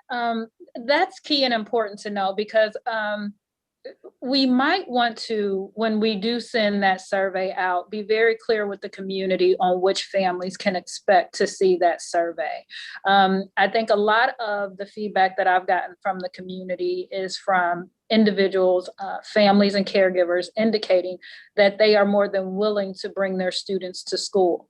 However, in your response just now, you made it clear that we really want to focus on those students that are assigned a yellow bus. So I think the onus is on us to make sure that our community understands that even though you want to bring your child to school, if your child's not assigned a yellow bus, we still have this transportation issue. So I strongly recommend that when we do relaunch it, can we be very clear in terms of communicating that message to our families?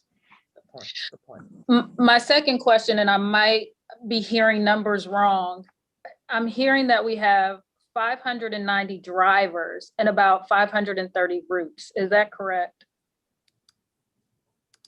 That's correct. Yes, ma'am, that's correct. Okay.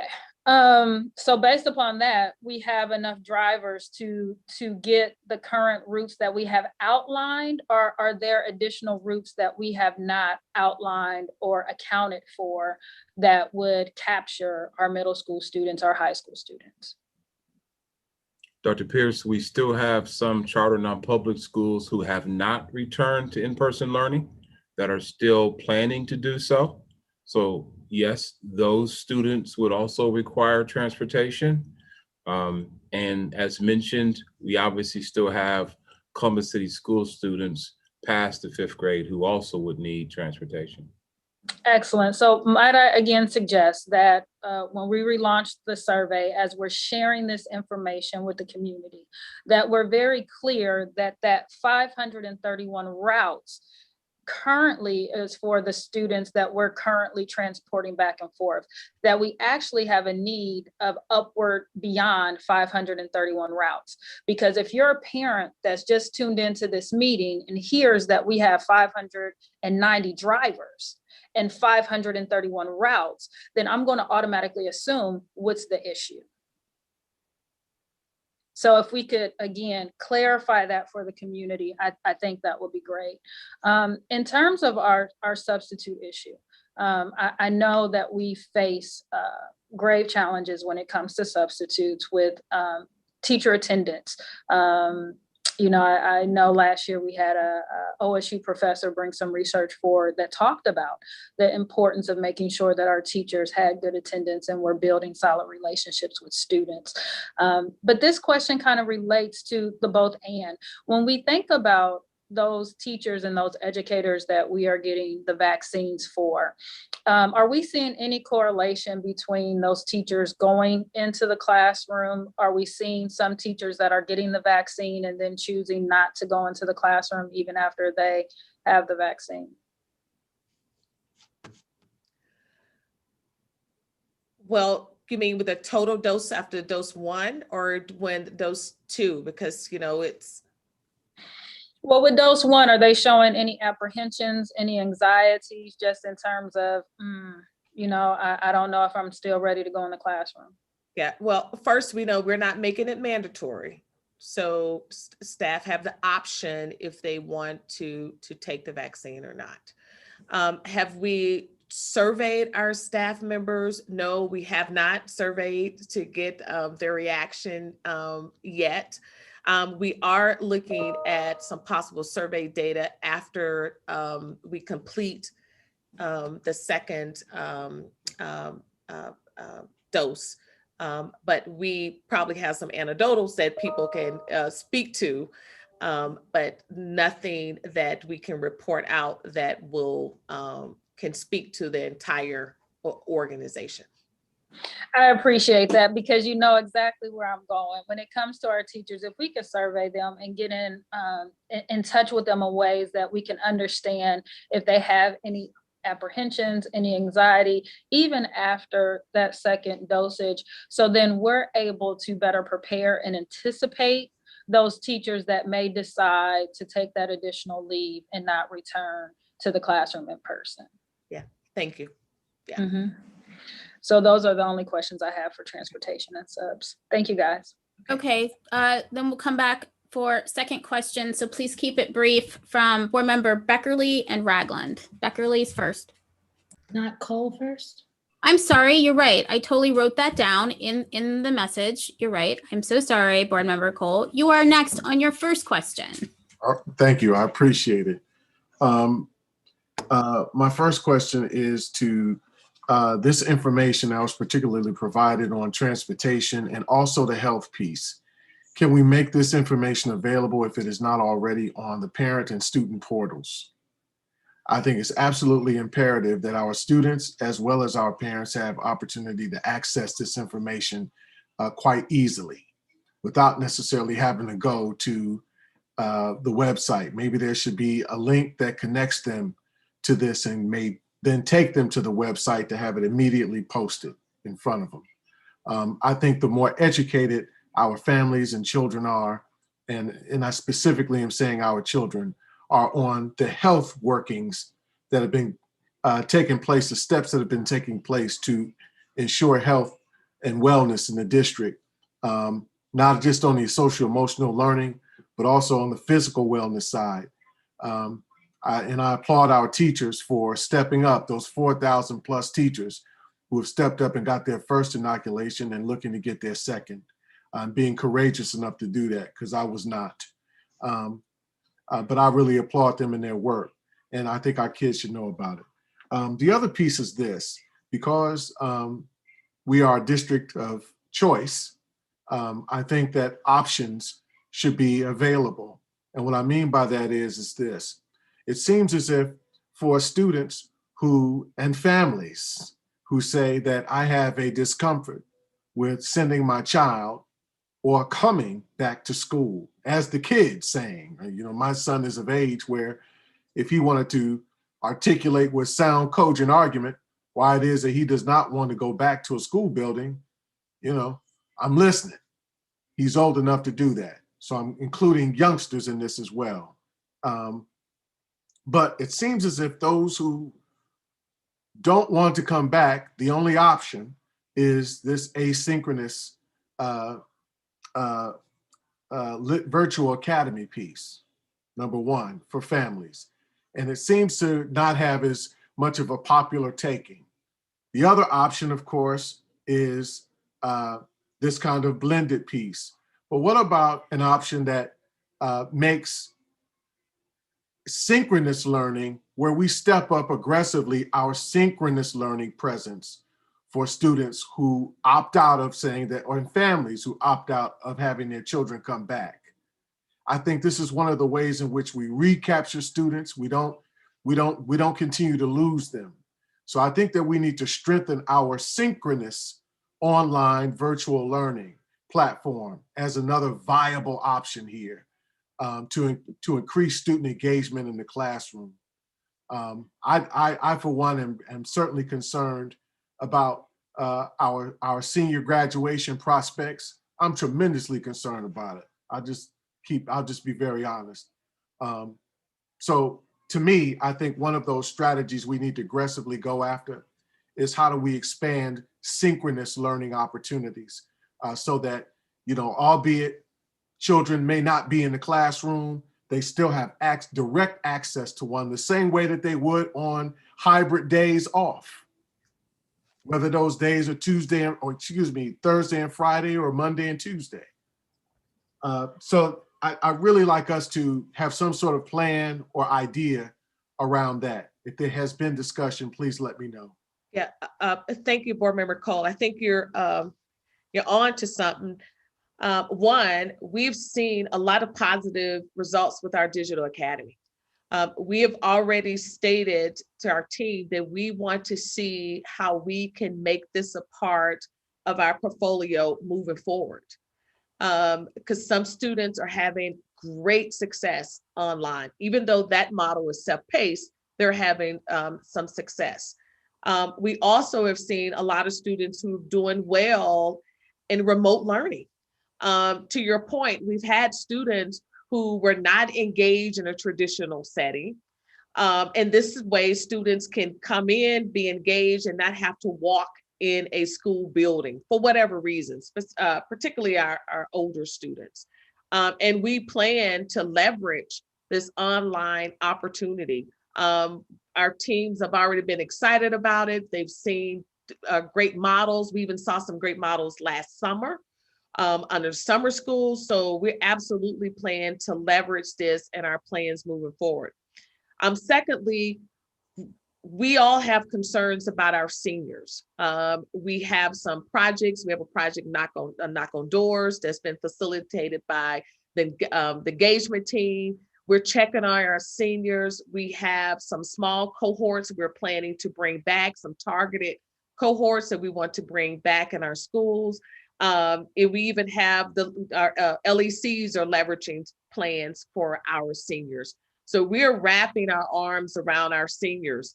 Last Thursday, during my virtual session with our families, it was about our seniors, how to make sure our seniors are not only engaged, but they are filling out scholarship applications. They are making sure that they have their FAFSA. So I know I was on to make sure that parents know how they can access their advisors, et cetera. We have a lot of resources for our seniors, and we're not sure that people really knew how many people are in our buildings, a high school, just to work with our seniors. So we made sure we highlighted that last week, and we're going to put that information on a banner on the website.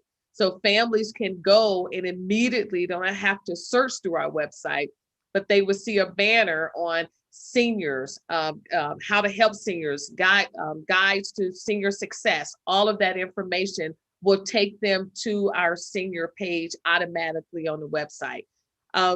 So we know, to your point, there are a lot of challenges during this pandemic.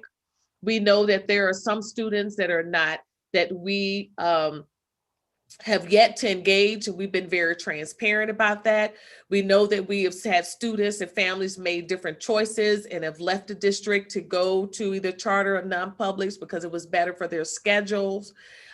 So we have not shied away from knowing that as the largest school district in this city, that we have a lot of work to yet do to make sure that we are engaging some of our students better. So we're working on that. And that's why our summer plan that you're going to hear more about in a few minutes, it is a summer experience. And we're taking an entire different approach to not only remediation, but acceleration, and having fun and engaging learning experiences, and not focus on a quote unquote loss. But we want kids to come to our summer programs, be excited about learning, not to be met with they lost anything, because that was beyond this, out of our control. So we're going to leverage our online opportunities, make sure the experiences that we have for students will make sure that they gain some knowledge, some things that they may not know, and we're making sure that those lessons and those concepts they should be mastering. We make sure that we hit those concepts and make sure we do all of that this summer. But at the same time, just leverage the opportunities to do something different. You know, we've said before, when we open up in the future, in the fall, we should not look like we did back in 2018, 19. We should be a different, or 1920, we will be a different CCS. And we will let students lead the way. We will also make sure students are co-designing their learning experiences with us. And so we're excited about those opportunities. So thank you for that very quickly. And thank you, Madam President, for entertaining my brief questions. I really like to see us work a little more vigilantly too, Dr. Dixon, specifically to addressing and incorporating the voices of a broader base of students who aren't just our ambassadors, or that higher tier of higher performance tier of students who are either, you know, leaders, or they're students who are, you know, all 4.0 or 3.5 students. I think it's really incumbent of us to, if you really want to design a curriculum that is going to attract and sustain, retain students, I think we need to think a little further beyond just the population of those super bright students that we typically look at to begin with, please. In addition to that, I would like it if you would reiterate to your staff from the top down, please, that we are trying to work at a pace that is accommodating to all students, especially our special needs students. I've gotten numbers of calls from parents, and one who sent me a voicemail, not just this past Sunday, concerned about his student at a school, and he's a special needs student, a student with what I would call severe needs, that is being held to some kind of homework, you know, timeline. And you talked about being flexible with our students, and I'd like you to please reiterate and re-stress to some of our educators, as hard as they're working, that some of our students need a bit of a slower pace, and we're losing students quite possibly because of that. And final, please, again, let's strengthen our advocacy, and where any one of us as your board can be at the table and speak at the table very assertively about transportation and the need to expand capacities for districts to do things. And if you're not going to do that, then make it something that makes it, you know, unrestricted income for us. Help us turn it into a line of business. Mr. Cole, what do you mean? What I mean is that we've got a 700+ bus fleet. If all of these other charter and, you know, other public schools that we have to actually accommodate for transportation, if we have to utilize that, then maybe they could have a supplemental budget that the state provides that then comes back to us as a line of business so that we can then fan out the talent and the buses to transport those kids separately if need be. I think that there are options here. We're a district of choice. And as a district of choice, we should strengthen our options. So please, however we can step up to the table, I'm here. However we can step up to the table to talk to our state leaders about building this kind of cooperative ecosystem, not a competitive, hyper-competitive, but a cooperative ecosystem that works for everybody, for our kids, because we're trying to educate everybody. Then let's figure out how we do that. But thank you. Thank you, Board Member Cole. We'll go to, for second question, Board Member Beckerly. Board Member Ragland withdrew.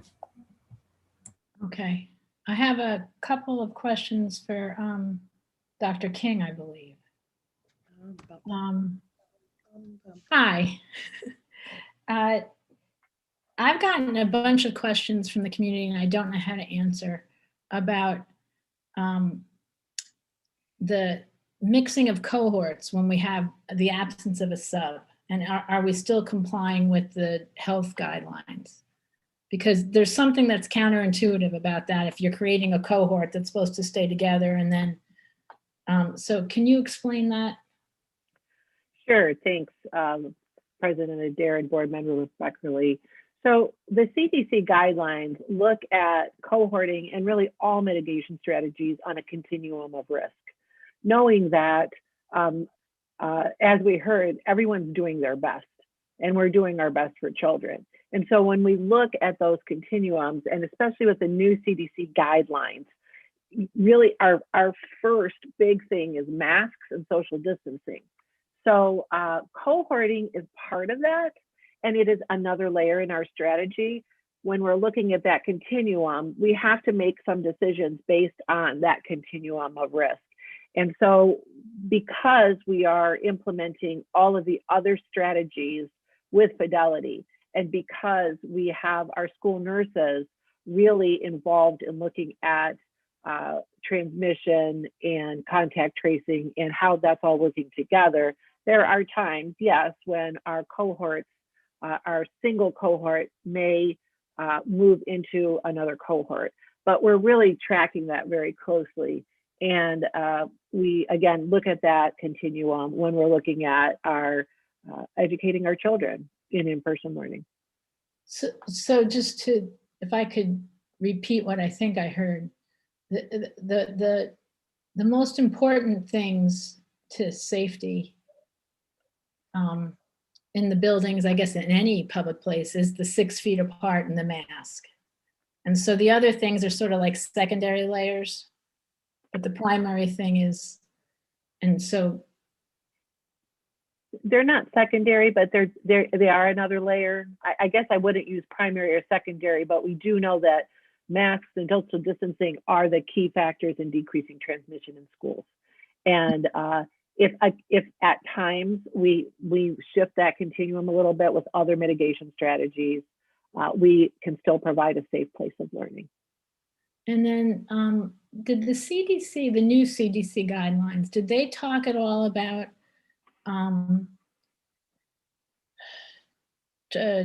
infection rates in the community and or positivity rates as something that should be considered? They did talk about rates, and this again is on this continuum risk.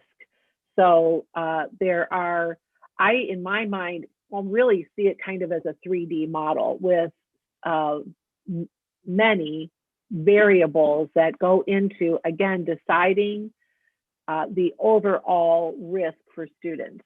So they do talk about transmission rates, and they do talk about, they're really focusing now on looking at the 7-day case rate, the previous 7-day case rate per 100,000 population. Whereas before they were looking at a 14-day, so now the CDC has moved that down.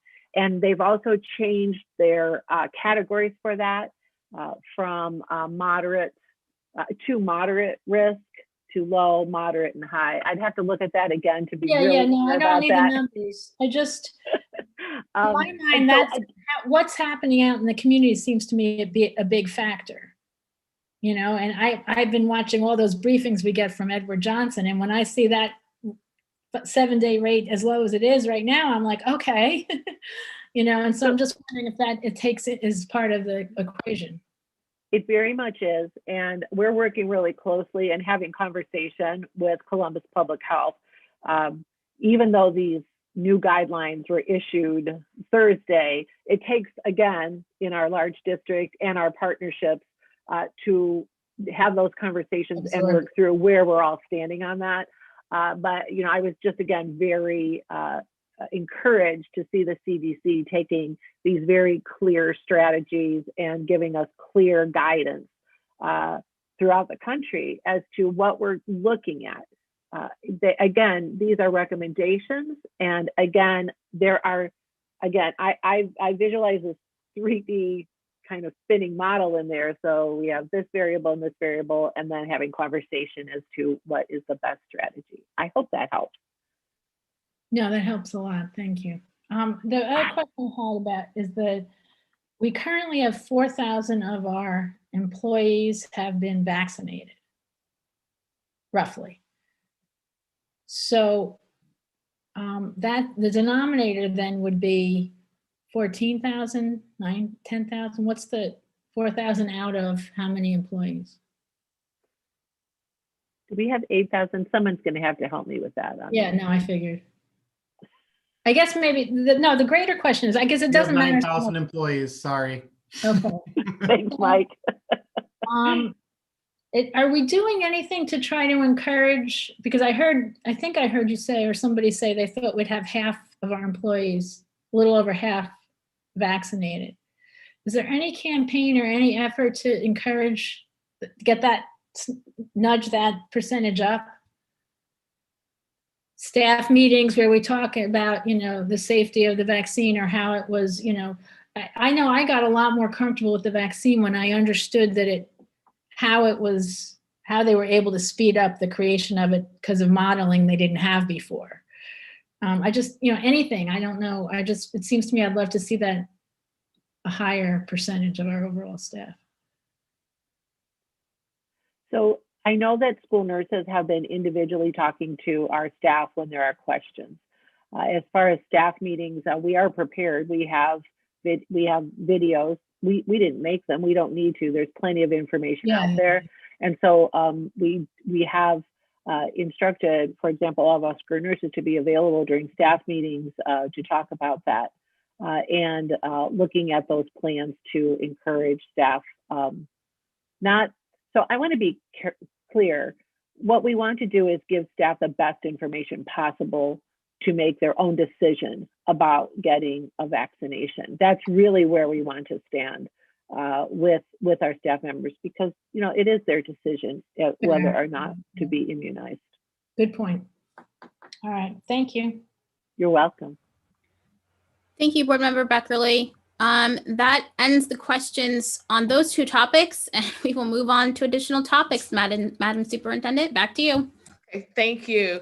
So our last topic would be on our summer school experience. And I want to, before Elise Clark comes on, I want to say again, we are so excited about announcing the 2021 summer experience for all of our kiddos. There's been a lot of planning. The planning started last summer, and it just got bigger and better. So thank you for all of those teachers and administrators who've been working on this.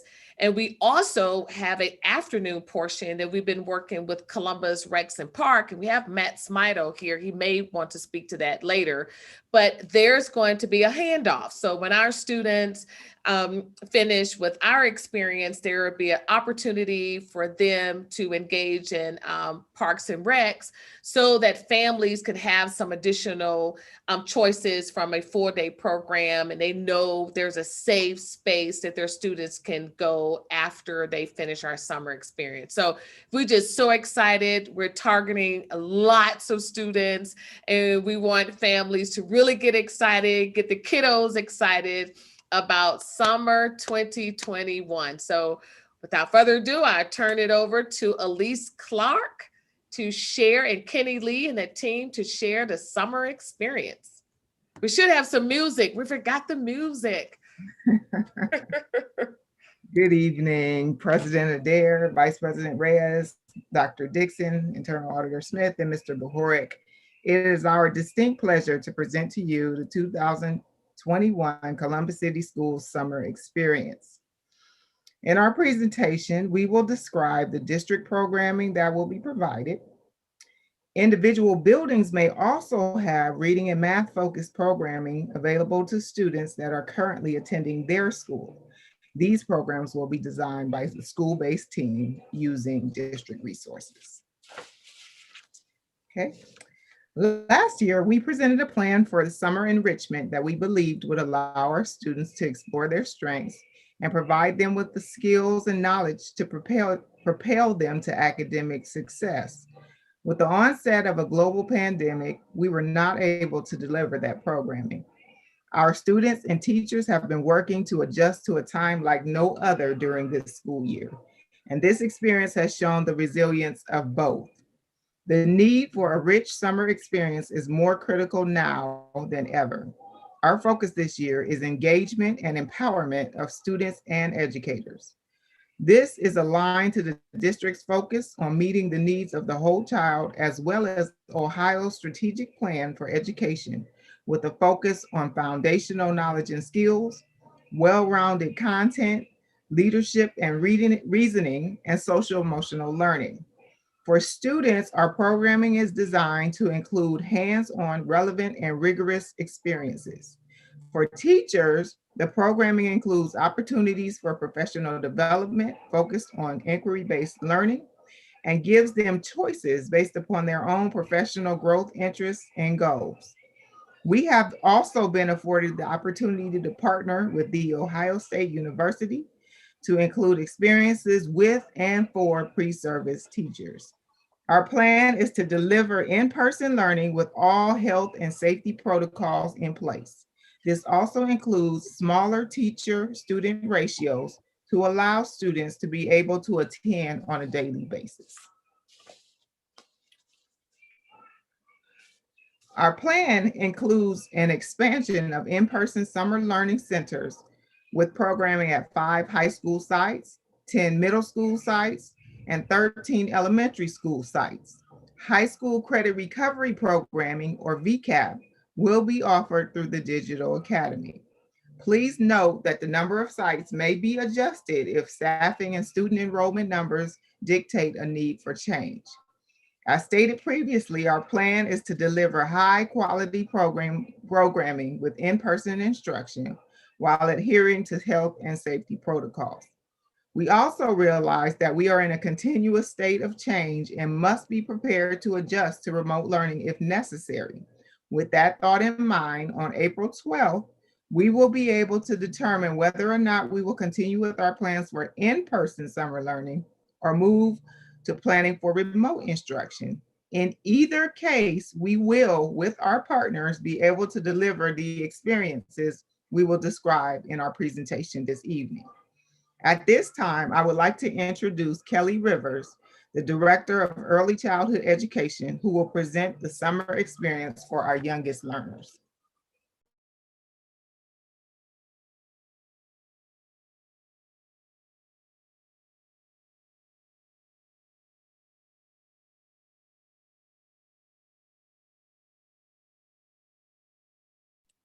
Kelly, you're on mute. I was steady going too. Good evening. The purpose of the pre-K summer experience is to assist incoming kindergarten students and their families so that they are confident and ready for success in school. Students will have the opportunity to experience kindergarten readiness activities prior to the start of kindergarten through project-based learning. We are partnering with Teaching and Learning Collaborative to provide customized inquiry-based STEM projects for our earliest learners to complete over the course of summer. Students will also participate in a range of developmentally appropriate activities, focusing on key early literacy skills, math, and social and emotional lessons. We will utilize the Schoenbaum curriculum, which is a research-based summer program developed by the Crane Center of Early Childhood Research and Policy. This program also includes a family and community component to establish a strong parent-school partnership. I will now turn it over to Leslie Kelly.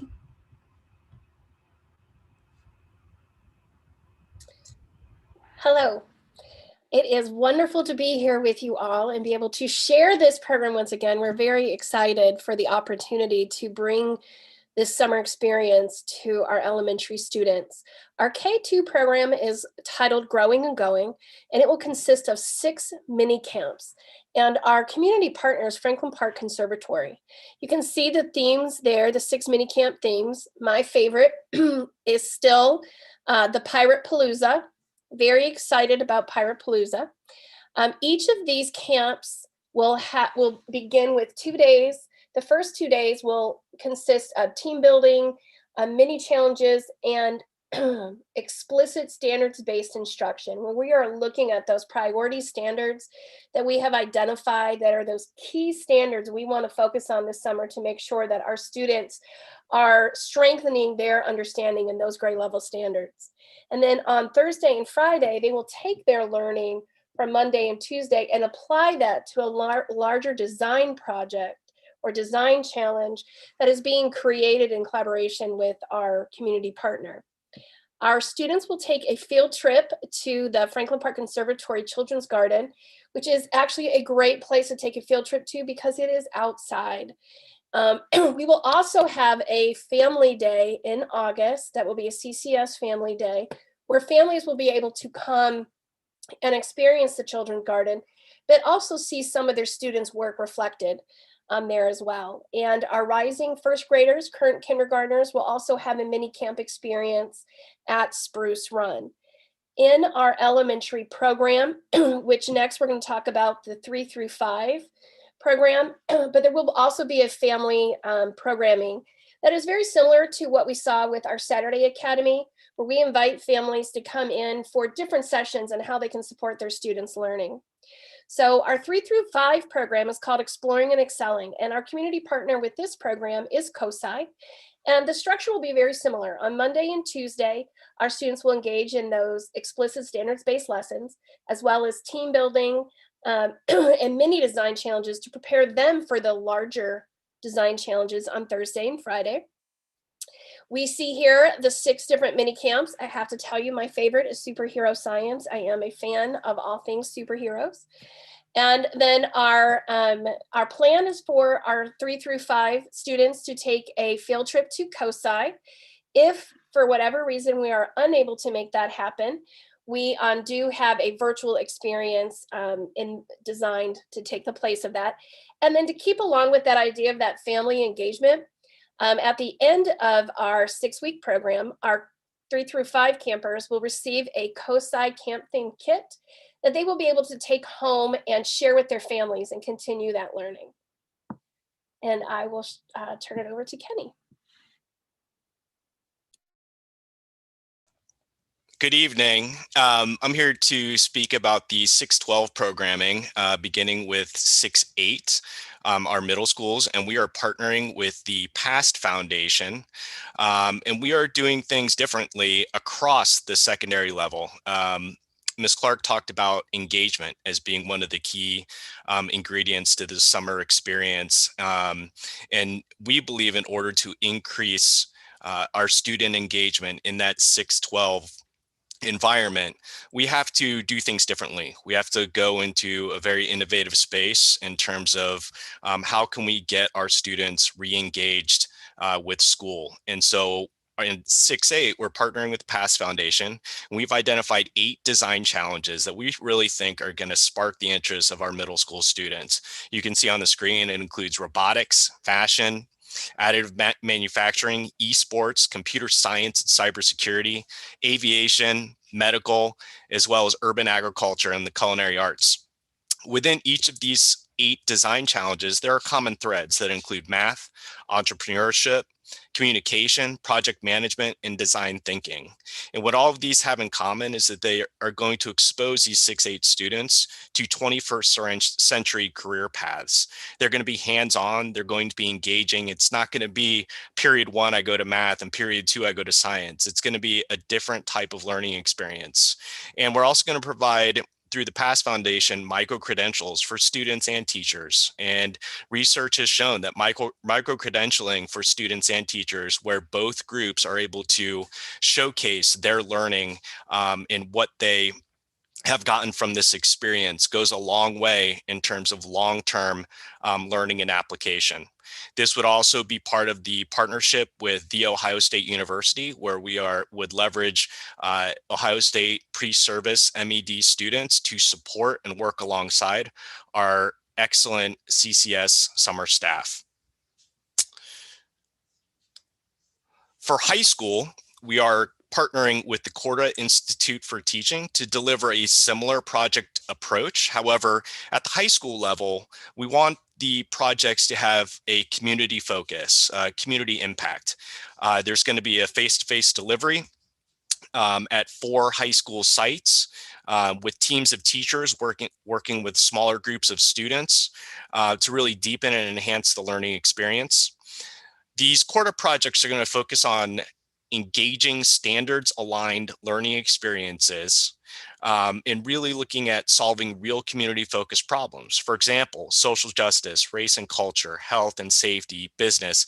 These are topics that we know are at the forefront of our high schoolers' thoughts, what is really consuming their experience and what has consumed their experience since we went out on March 13th of last year. These projects would be interdisciplinary, they would be inclusive, and they would also, we believe, increase the number of students who ultimately, for the start of next year, will be on track for graduation through that increased engagement and relevance.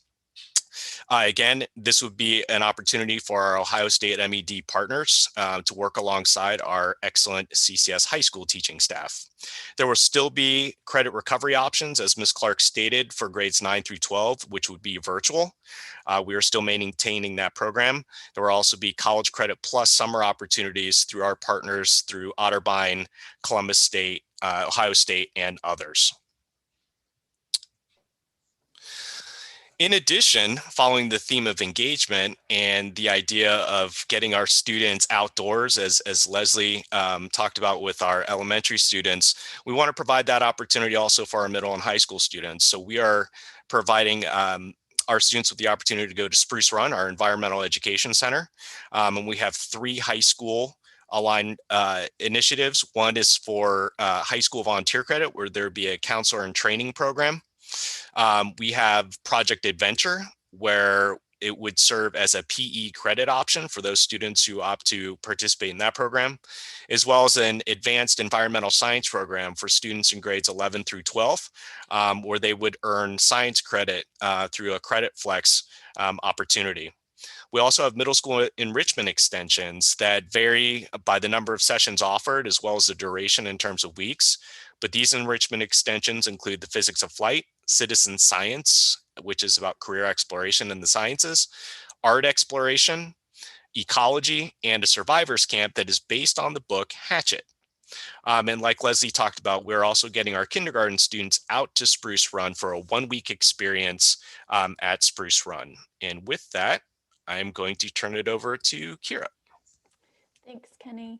So I want to note that everything that has been reviewed by Kenny and Leslie and Kelly is inclusive of most of our learners. For our learners that require more significant support throughout the school day, we are expanding our summer experience opportunities significantly. So in past years, we have provided an opportunity through what we've called summer care for 80 students. And this year, we are expanding our summer experience for students that might be in a multiple disability classroom to over 300 seats. So we are also partnering with COSI, with Franklin Park Conservatory, and an additional unified arts curriculum to support our students.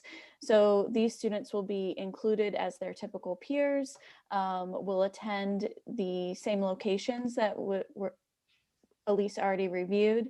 And in addition to that,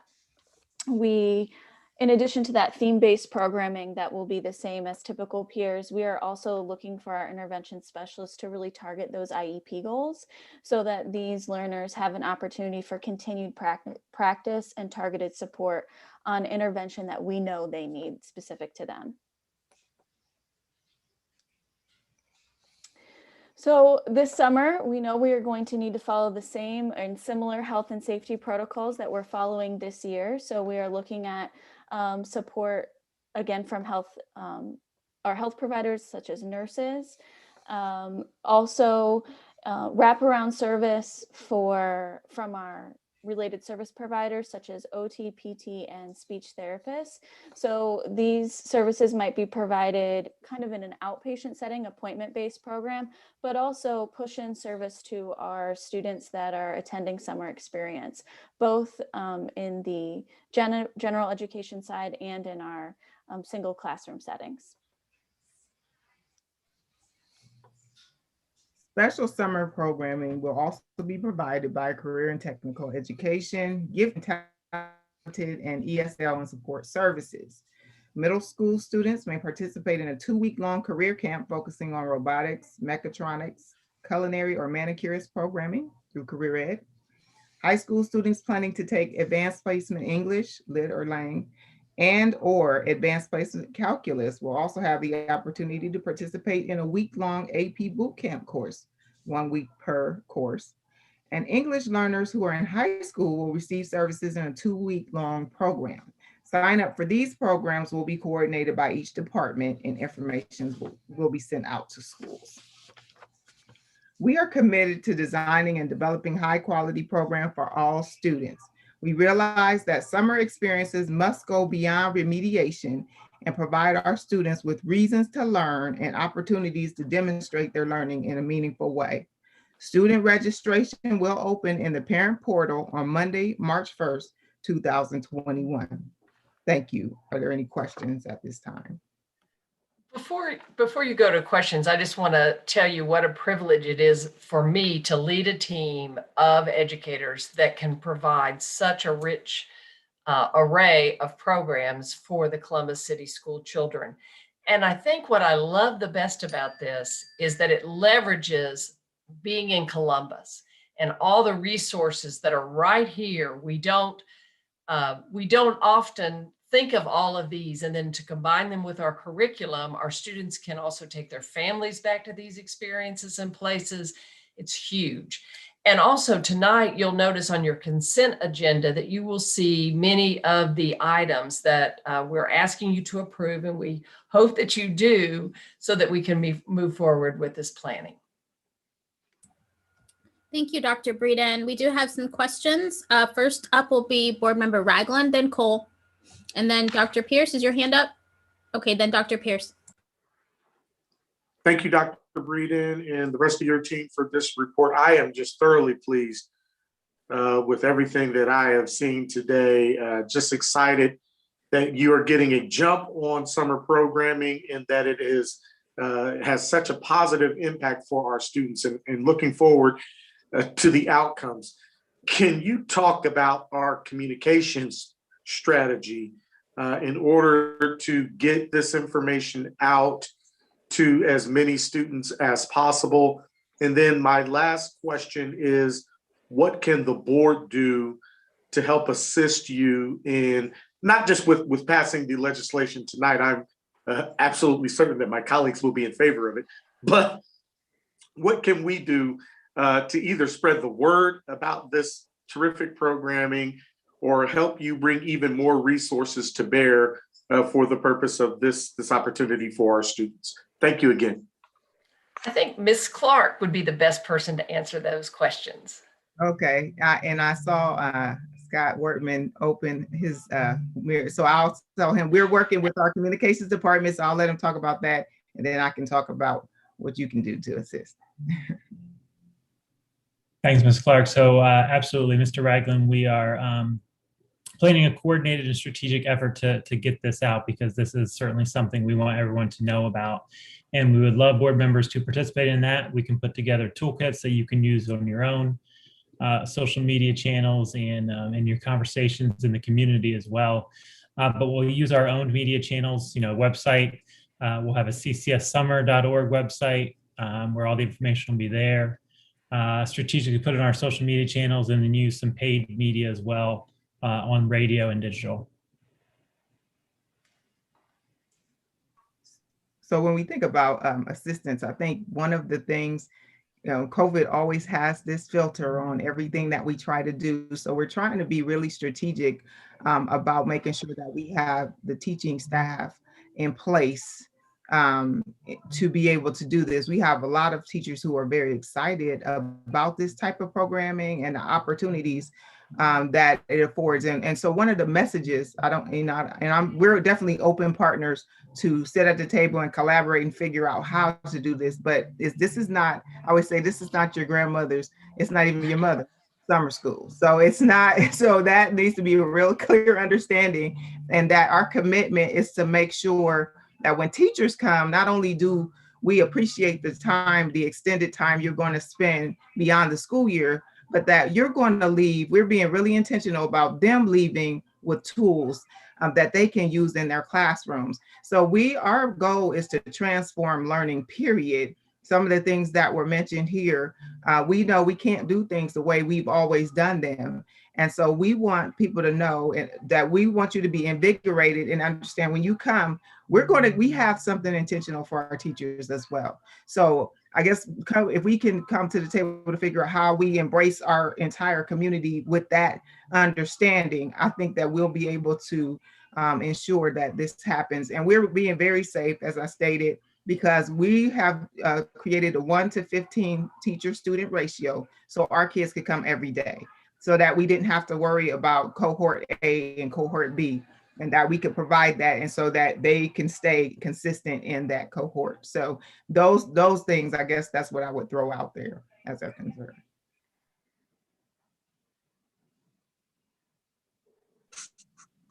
Thank you. Those are all my questions. Thank you, Board Member Ragland. Now to Board Member Cole. Thank you, Madam President.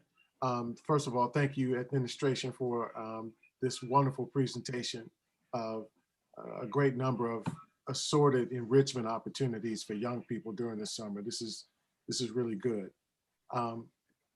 Let's go to outcomes and effectiveness. What is the intended efficacy of this piece over the summer? Who are we impacting, and to what extent? Are these going to be programs that are targeted for, and I'm going to use a term that I heard today, opportunity students. Instead of calling our students at risk, or some of our students at risk, we call them opportunity students. I did not make that up myself. I borrowed that from somebody today. But where is this leveraged to, certain neighborhoods, communities that open this door of opportunity for students that might very well otherwise not have it? So what is the efficacy? What are the things that we're looking at in terms of student outcomes that also contribute to that? My second question then lies towards workforce readiness. The way that I'm seeing a lot of things on the state level, on the employer level, begin to develop or continue to cultivate is around workforce readiness. And I know that micro-credentials are part of that. You've heard me mention this before in the past, in the very recent past. Is this something that we're trying to incorporate, if not into, because you had a boot camp piece in there, if not into the summer enrichment piece, are we thinking about this moving forward in terms of curriculum for our 6 through 12 grade band specifically? I have two questions, and I have one additional. Thank you for your questions. I'll speak to the outcome, and then Mr. Lee can talk about workforce readiness and some of those thoughts too. In my past, I was over accountability, and we tried to measure the impact of summer school. the first thing that you can often hope for is the reduction of summer loss of learning. I think about how many of our students have not been engaged as much, that they're already behind. And if we do not have strong summer programming, we just make matters worse. So one of the things that we've done in the past, and thank you for reminding me of this because it's kind of making me go back in my brain, is we did in our learning management system that the student outcome, what would it be?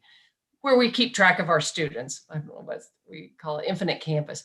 We tagged the students that were in certain programs so that we could look back and say, did they do better in the fall assessment because of this experience?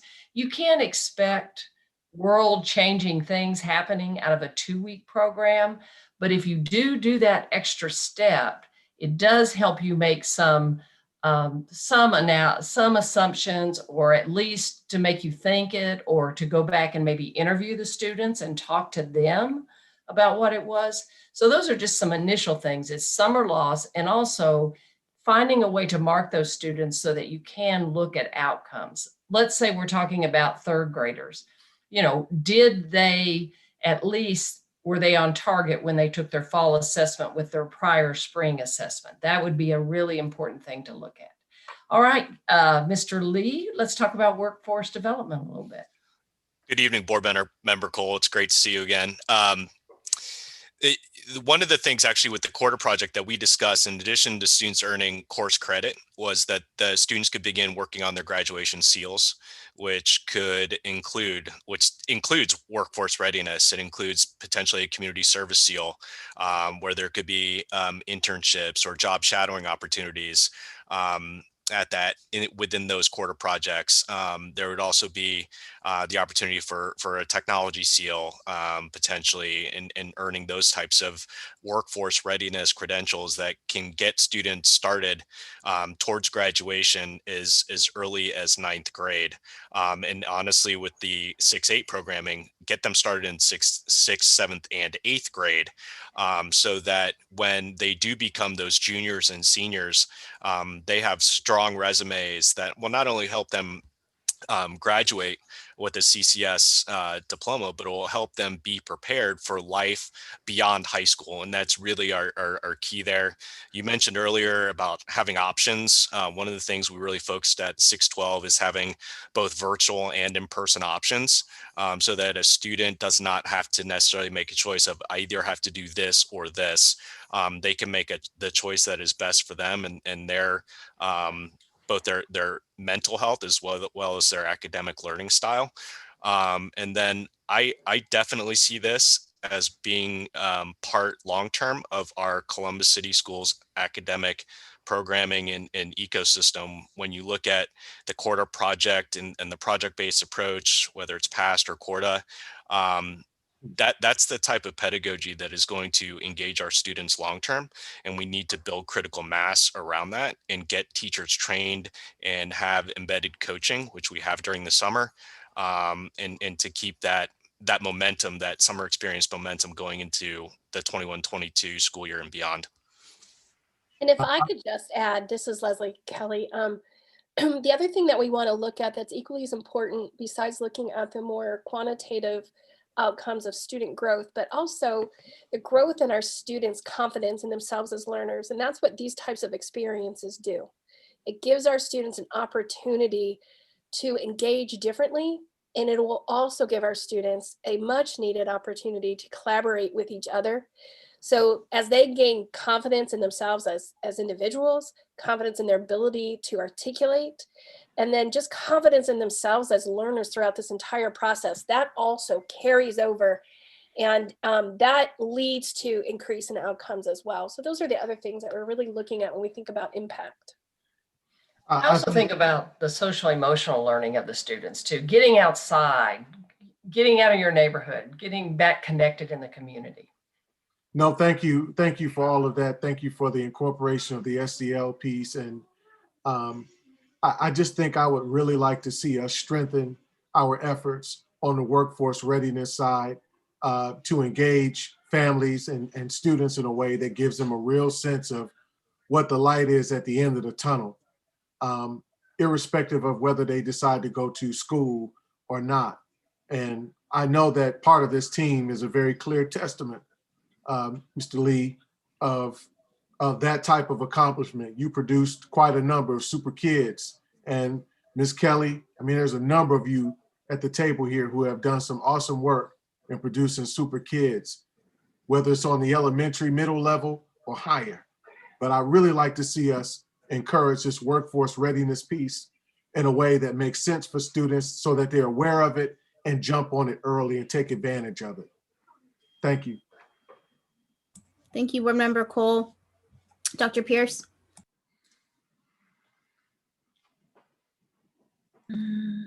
Thank you so much. So first, thank you for this presentation. I was a bit surprised that the presentation did not mention our goals, guardrails, or our equity work. That would be very nice to know going forward how these courses, the curriculum design is also aligning with our goals and guardrails. Again, that is to be our North Star and to direct us as we come up with curriculum and academic changes. When we talk about opportunities for our seniors, again, do we have an anticipated idea of how many seniors we anticipate will enroll this summer, may need to enroll this summer based upon how many have signed their graduation plans and how many are on track? I'd first like to speak to your idea about the guardrails and the work that we're doing around strategic planning. That isn't in this year. I think it's, we're a little early and our planning started a couple months ago. But as we were talking, I thought, wouldn't it be great in the future if we looked at our portrait of a graduate and we looked at those competencies and really built experiences around those. So I think you and I are kind of thinking in the same direction. We hope to do that next year. That's actually right here on my list, portrait of grad, right there. All right, well, great. Kenny, tell us a little bit about what you project seniors will be doing. I know we have some things in place and some other things we'll talk about at another board meeting down the road, probably too. Good evening, Dr. Pierce. I think when you look at the programming for seniors, again, there are options. The quarter project is not restricted to just 9 or 10. And if there's a senior who wants to be part of that community project learning experience, they're certainly more than welcome to enroll. As stated, there's opportunities for those students who want to get outdoors and get an environmental science credit. And for those students who are out there who want to get ahead and take a AP boot camp or work on their College Credit Plus opportunities during the summer, our community partners are able and willing to step up. I think with the focus on engagement, our hope is that some of those seniors that we have struggled to connect with for various reasons will see some of these options and opportunities and really jump at the chance to potentially engage in that in-person learning or some of these innovative outside the box learning experiences that could really trigger their interest. Again, looking at the quarter project, those are student designed experiences, and Dr. Dixon talked about getting students to co-design alongside teachers. I think that's a really powerful attractor for our students. And it's Board Member Cole's point about making sure we address the spectrum of students that we have in Columbus City Schools, from opportunity students to the gifted advanced students who could graduate with enough credits as a junior. We want to engage everybody. Can I add also, so for seniors, there are some things built in that we did not change. So for example, our current seniors who are on track, there are some wraparound things that are occurring from the curriculum side, whether they need to pursue additional credentialing to ensure their graduation. Those systems are in place and being continually built in this new system. And then also we have students sometimes as seniors, and this is not a new thing, where they are enrolled in credit recovery because they were behind. So students who are already on track, they're going to finish up and they're going to do what they need to do. But students who are in credit recovery and our system, what we do is we allow them to continue. So if for some reason they cannot finish their credit recovery prior to spring graduation, we roll those students over into summer, because we have a summer graduation as well, which still makes them a member of the class of 2021.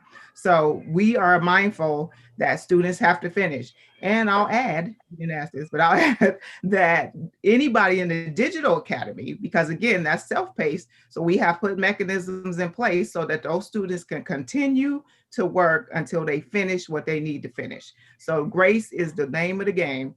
And in my years of experience with graduating seniors, it's imperative that we have systems. So we've kept that in place. And then some of those things in the Digital Academy, we're also very much aware, because our director in the alternative pathway has a background in CTE. So we are also have some digital options for those students and buildings. So we are very mindful of the seniors. And on, well, we can kind of partner with our leadership and transformation partners, because they monitor that day-to-day thing, but we have to make sure that the programming is there. So I hope that also helps with that question. That was excellent, Mrs. Clark. You and Dr. Breeden are singing my song, as Dr. Breeden likes to say. Thank you very much. I appreciate it, because as I think about where a number of our students are, they need that flexibility. They need to know that this plan that was introduced tonight just gives a taste of everything that will be offered this summer.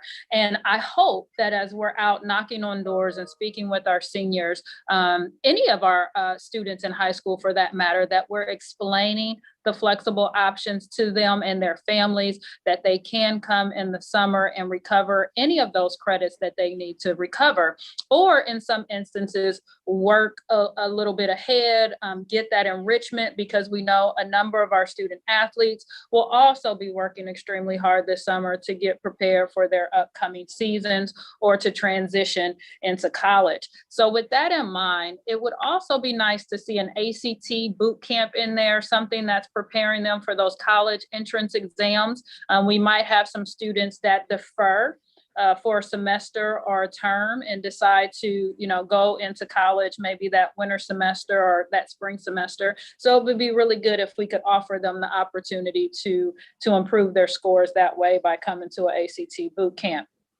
The next question that I have, I understand the importance of academics, trust me. Academics are important. I get it. But in addition to that, social, emotional wellness and balance is extremely important. You can't do well in the classroom if emotionally you're not doing well. If emotionally you're depressed or have anxiety, or you haven't been able to connect with your friends. So while I get excited because we're offering summer program, I want to also challenge us to think about how during the summer we can provide our students with opportunities to both learn, but to also in effective ways deal with some of the social emotional issues that they may have encountered during this school year. And so while we might be taking students out, to go creeking, or while we might be providing students with these opportunities to go to COSI, or we have the extended day options and the flexibility, I would love to see us with real intentionality think about how we can put some adults in each one of these programs where our students can break out into small groups and really talk about what they've dealt with, talk about what they need to do this summer to prepare to move into whatever next year's school year might look like, with a toolkit, with some information, with some resources to help them deal with what they might be experiencing. And I guess that kind of leads to the question of, what are we thinking or planning around addressing the very real social emotional issues that many of our students and their families are experiencing during this time?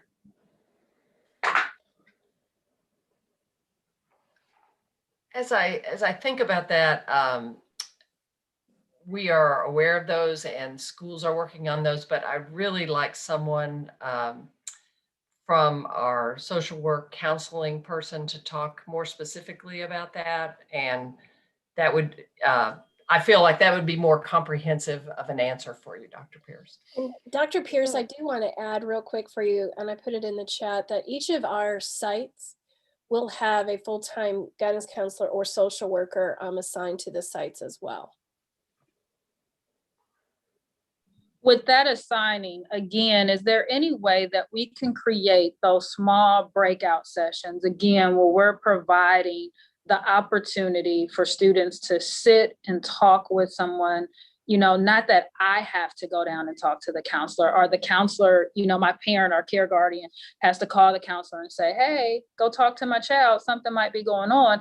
But that just, we as a district, as Dr. Dixon said earlier, are wrapping our arms around our babies to say, hey, while we have you, let's pull you aside for an hour or two once a week and talk to you about wellness.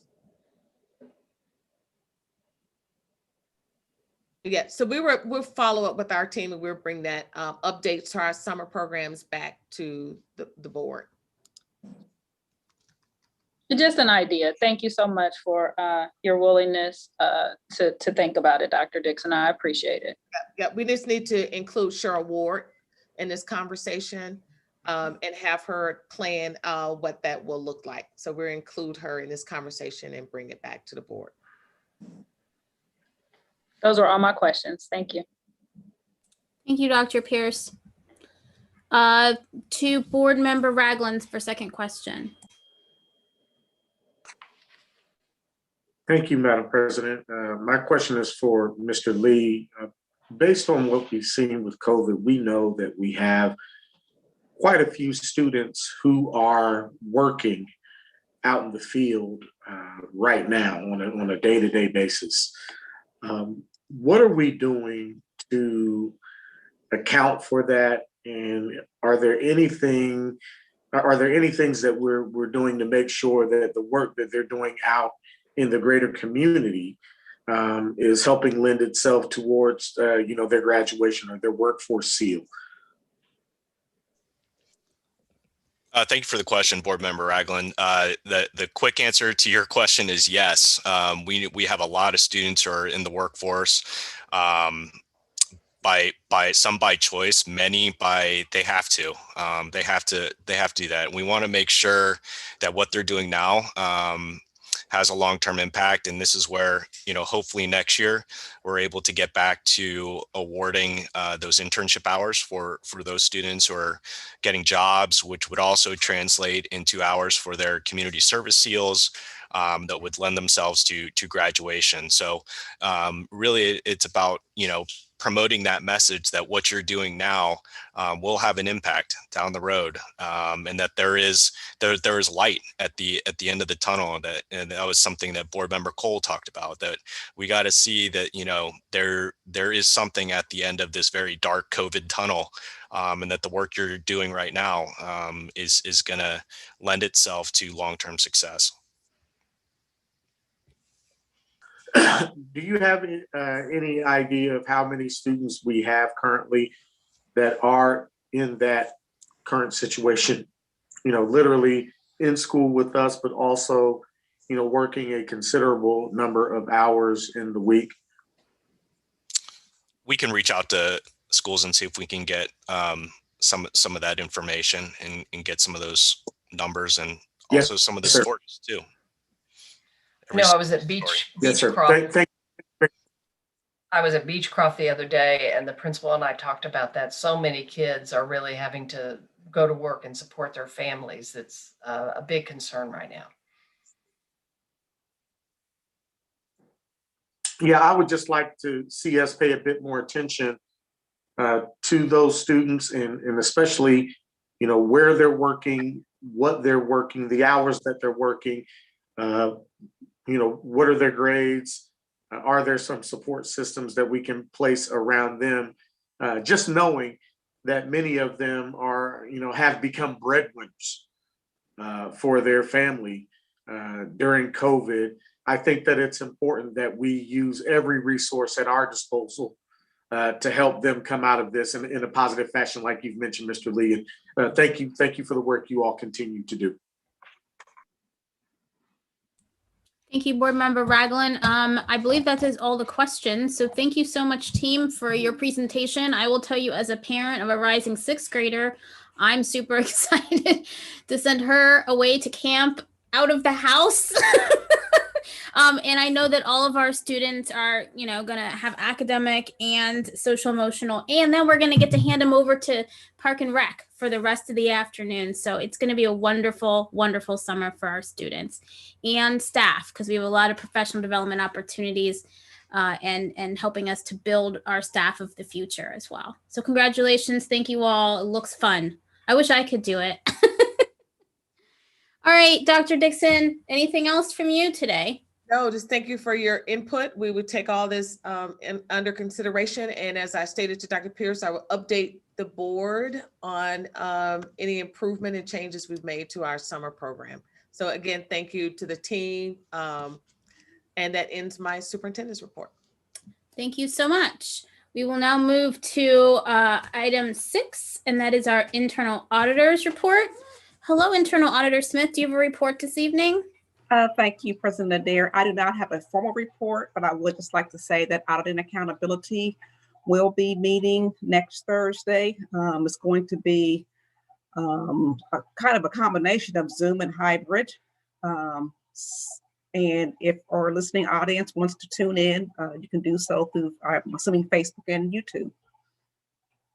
That's all I have this evening. Thank you so much. Moving on to item 7, we have our report from our treasurer. Hello, Mr. Treasurer. Good evening. How are you? I'm okay. I survived a rather major computer glitch. Had to leave and come back, but I'm doing fine, and I do have a financial report for you this evening.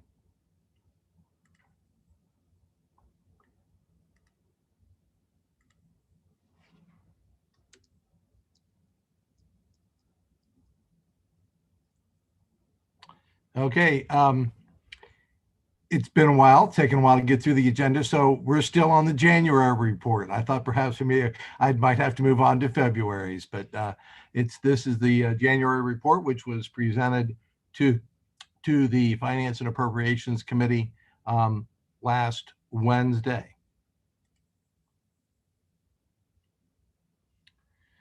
For revenues year to date, that variance above plan is down a bit to 25 million above plan, or 4.3%. Last month, it was around 28.8 million above plan, or 6.2%. So that's come down a bit because we were under plan this month.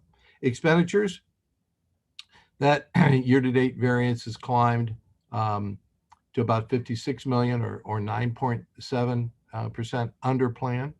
And that last month was around 48 million under plan, or 9.6%. So the percentage stayed pretty much the same, but the dollar amount increased some. Cash balance increased to 81 million above plan from about 77 million above plan last month. I'd like to track the cash balance for the committee and the board. As you can see, after the first quarter, where it behaved a little bit differently than prior years due to the delay in property tax collections, we're back on track to mirroring the cash flow behavior of prior years. But as you can see, we are running above plan.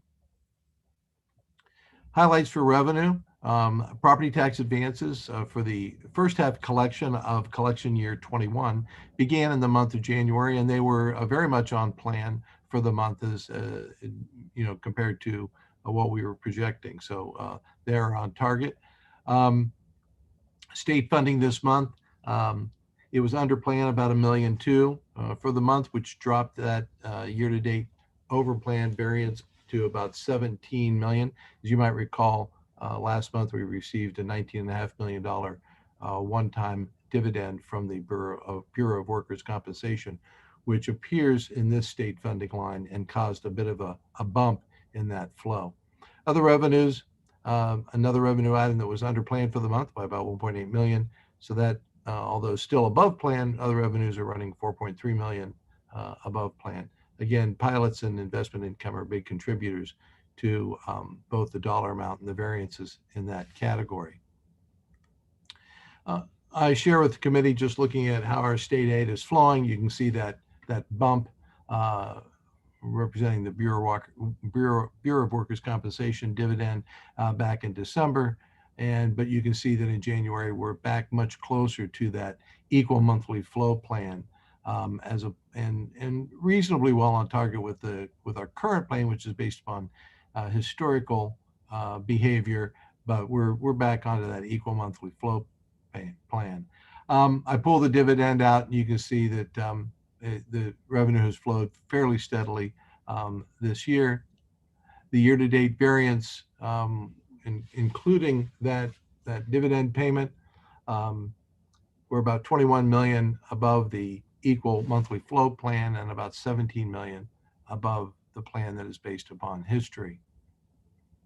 Take that out, and you can see that we're pretty much plus or minus about 2 million against either plan. So still, in this particular case, without that dividend, we're very close to plan in terms of state revenue.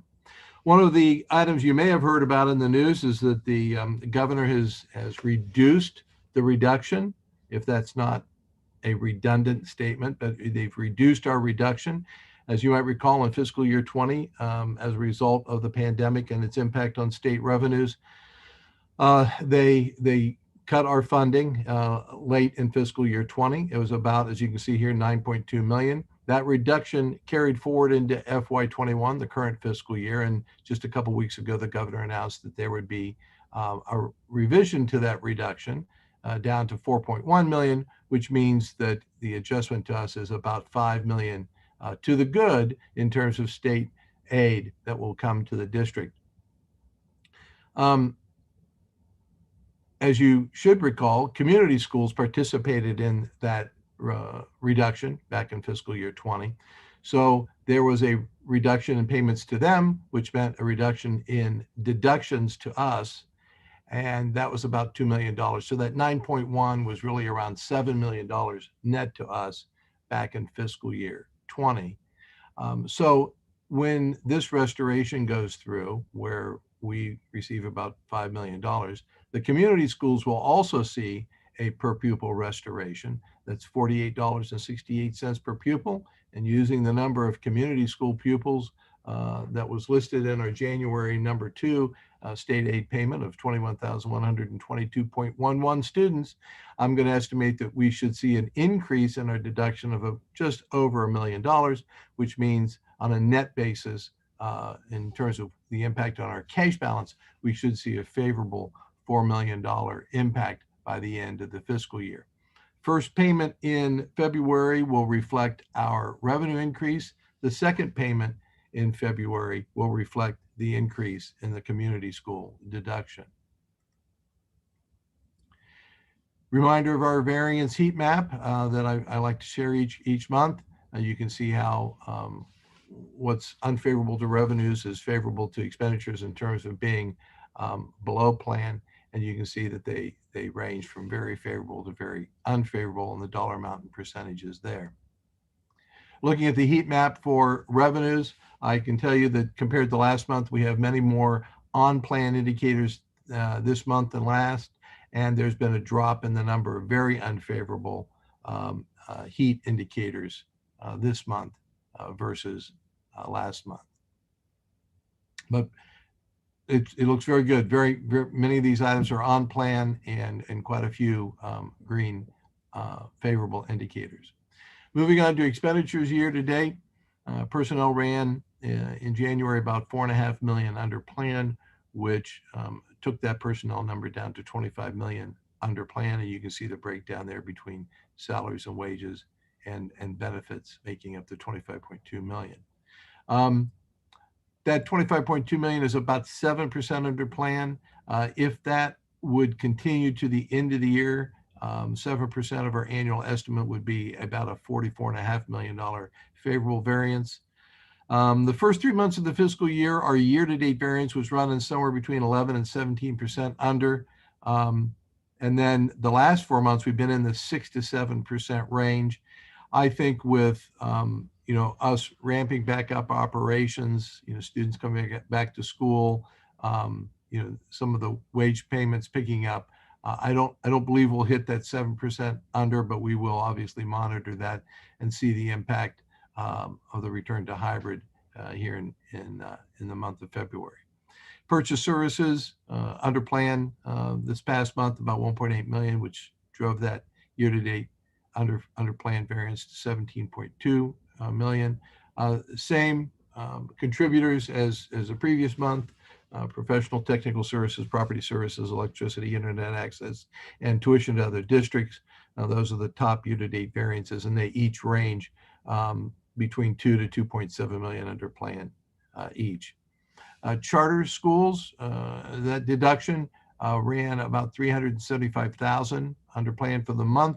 It now stands at 5.4 million under plan. Of course, we'll see a change in that variance as that deduction increases as the payments to charter schools is restored by the governor.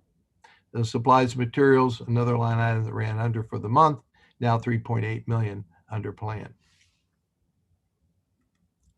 Looking at the heat map for expenditures, pretty much green across the board, and this really hasn't changed much from the prior month of December.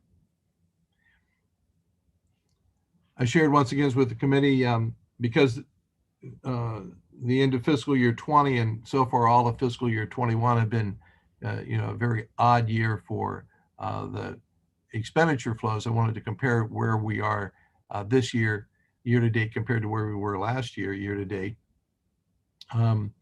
The impact of the pandemic we really didn't begin to see until the month of March.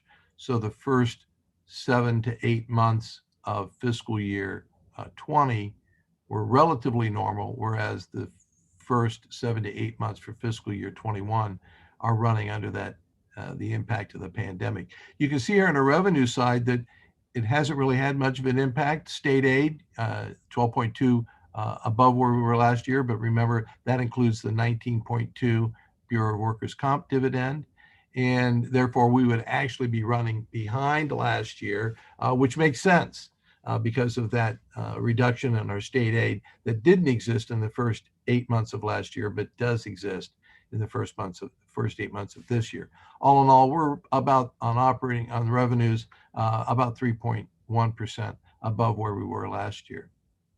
Looking at expenditures, you can see the personnel is running behind where we were last year. Again, primarily substitute and overtime costs are driving that. Purchase services is running behind last year. Charters running ahead of where we were. And you can see the other line items that look pretty reasonable compared to last year. Total expenditures on operating expenditures only up 0.8%. And when we add in all the other financing sources, we're running about 1.1% or 5.4 million above where we were this time last year. I dive a little bit deeper in breakout salary, the personnel item into salaries and wages and fringe benefits. You see that fringe benefits are pretty much unchanged from this time last year, and salaries and wages are the major contributor to that 1.3% under last year number that we're experiencing thus far. So in closing, revenues are running above plan, expenditures are running below plan as we've seen in the past. We are building a cash balance, which is good. The Finance Committee will be working on, I'll begin working on the 5-year forecast. That'll be the focus of some of our upcoming discussions. And it will certainly serve as the basis when the committees were announced at the beginning of the year. I believe President Adair, you outlined an item that this committee should consider, and that was looking at the ballot for 2022 in terms of what we might need in operating millage and or permanent improvement. So we'll be using the 5-year forecast as the basis for part of that. Those discussions will begin this year in the Finance Committee. trying to remember what else. I didn't pull up the agenda. Board member and FAC Chair Cole, I trying to remember what else we discussed at the meeting. I believe we heard some appropriation resolution items that are on the agenda later. But it was a fairly efficient meeting last Wednesday. So that concludes my report. If you have any questions, be glad to do my best to answer them this evening. Thank you. Committee leaders, do you have anything to say, or are there questions from the board? Provided there are no questions, thank you, Mr. Treasurer, for, again, a very thorough analysis and presentation. I also want to just kind of piggyback again off of what you mentioned, specifically in terms of moving forward with, plans around capital budget and our general fund, and leveraging bond or levy issues to support those. I thought that, and I think the committee is in agreement, that there was a very good and robust conversation that was held by the previous millage committee. And that's the rationale for wanting to move forward with, co-information coming not only from the administration and the Treasury, but also from our F&P process as well, to give us a deep dive look at what our capital improvement needs will be or will not be. So thank you for that. Thank you again for explaining too, and maybe you can go just into slight detail on that, but the CARES Act dollars that we're looking at coming down the pike soon, that we can also take full advantage of. So there was, yes, a robust conversation, and as always, a good analysis. Thank you. Yes, that was the other item I couldn't remember. I don't know why, but it was because it wasn't my responsibility to present it. Dr. Mosier, Catherine Mosier, presented a very thorough overview. I guess you can be thorough in an overview, but she gave the committee an overview of the various sources of federal dollars that we received that are pandemic related, the spending deadlines for those, some examples of what we spent the dollars on. And there is, I believe we're referring to them as ESSER 2 monies coming here in the near future. And that application is going to open up, I believe, later this month. And her team is going to, is already involved in planning for those expenditures with the administration. And then she'll take care of making sure that application is filed. I just recently signed off on a reimbursement with FEMA for some general fund expenditures that were incurred. So not only are we receiving federal dollars that supplement what we're doing and take care of some of the expenditures we have for COVID-related items such as masks and sanitizer and plexiglass and signage and things like that, we've been able to use these FEMA dollars to reimburse the district for other general fund expenditures that have been related to the pandemic that weren't covered in federal dollars. They were pretty specific about you're not allowed to pay for it out of federal dollars. It ends, they don't want you double dipping on that. So, so we've had that as a source of reimbursement as well. So all in all, her team is actively engaged in keeping track of that and making sure all the documentation is in place because I know that it will be a focus in future audits for how those dollars were spent. And they're doing a good job of keeping track of that. Remember, Brown, do you have a question? Not a question. I just want to also commend Stan for his work, the presentation both at the committee last week and tonight. And I was especially impressed and said at the committee with the CARES Act money and the presentation on that. It was very helpful, and it lets me know that we're in good shape with respect to getting the federal dollars that we need and putting them to good use.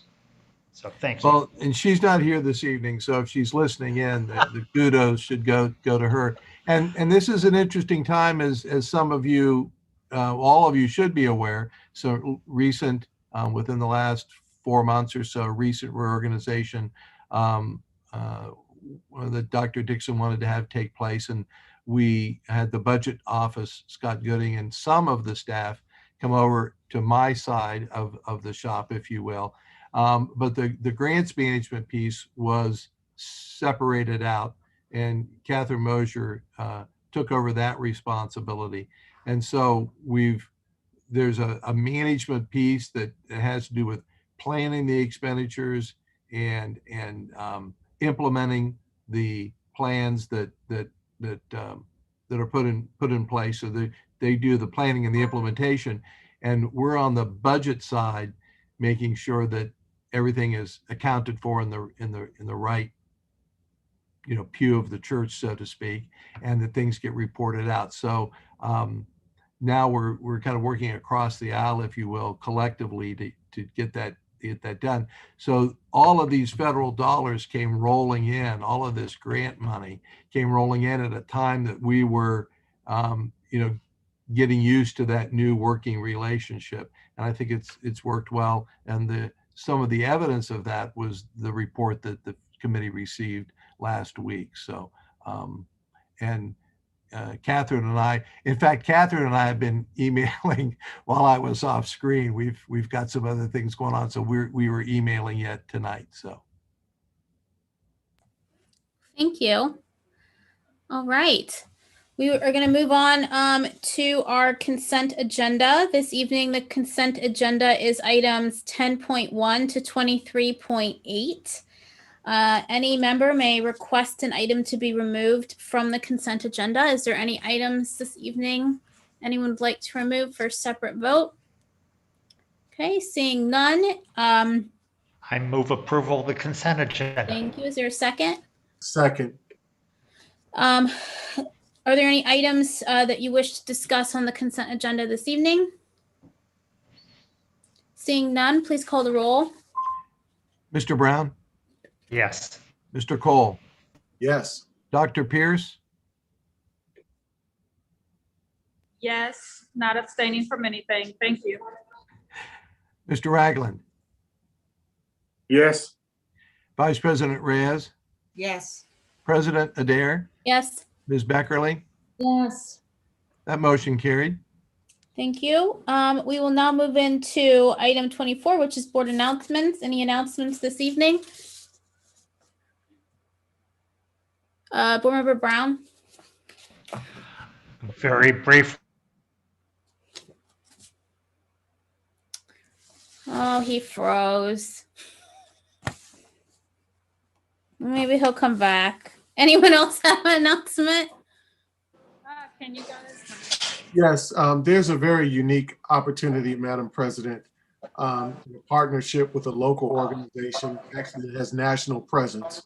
The National Center for Urban Solutions is in partnership with Central State University in a very unique relationship that opens the door of opportunities for professionals, novices, students, teachers to learn how to code in Apple Swift.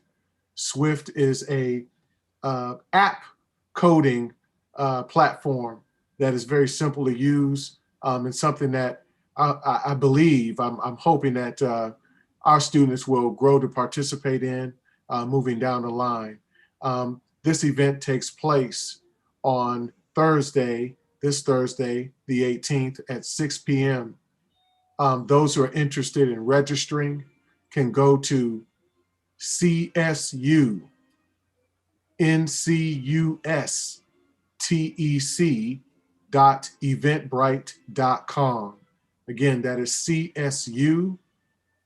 CSUNCUSTEC.eventbrite.com.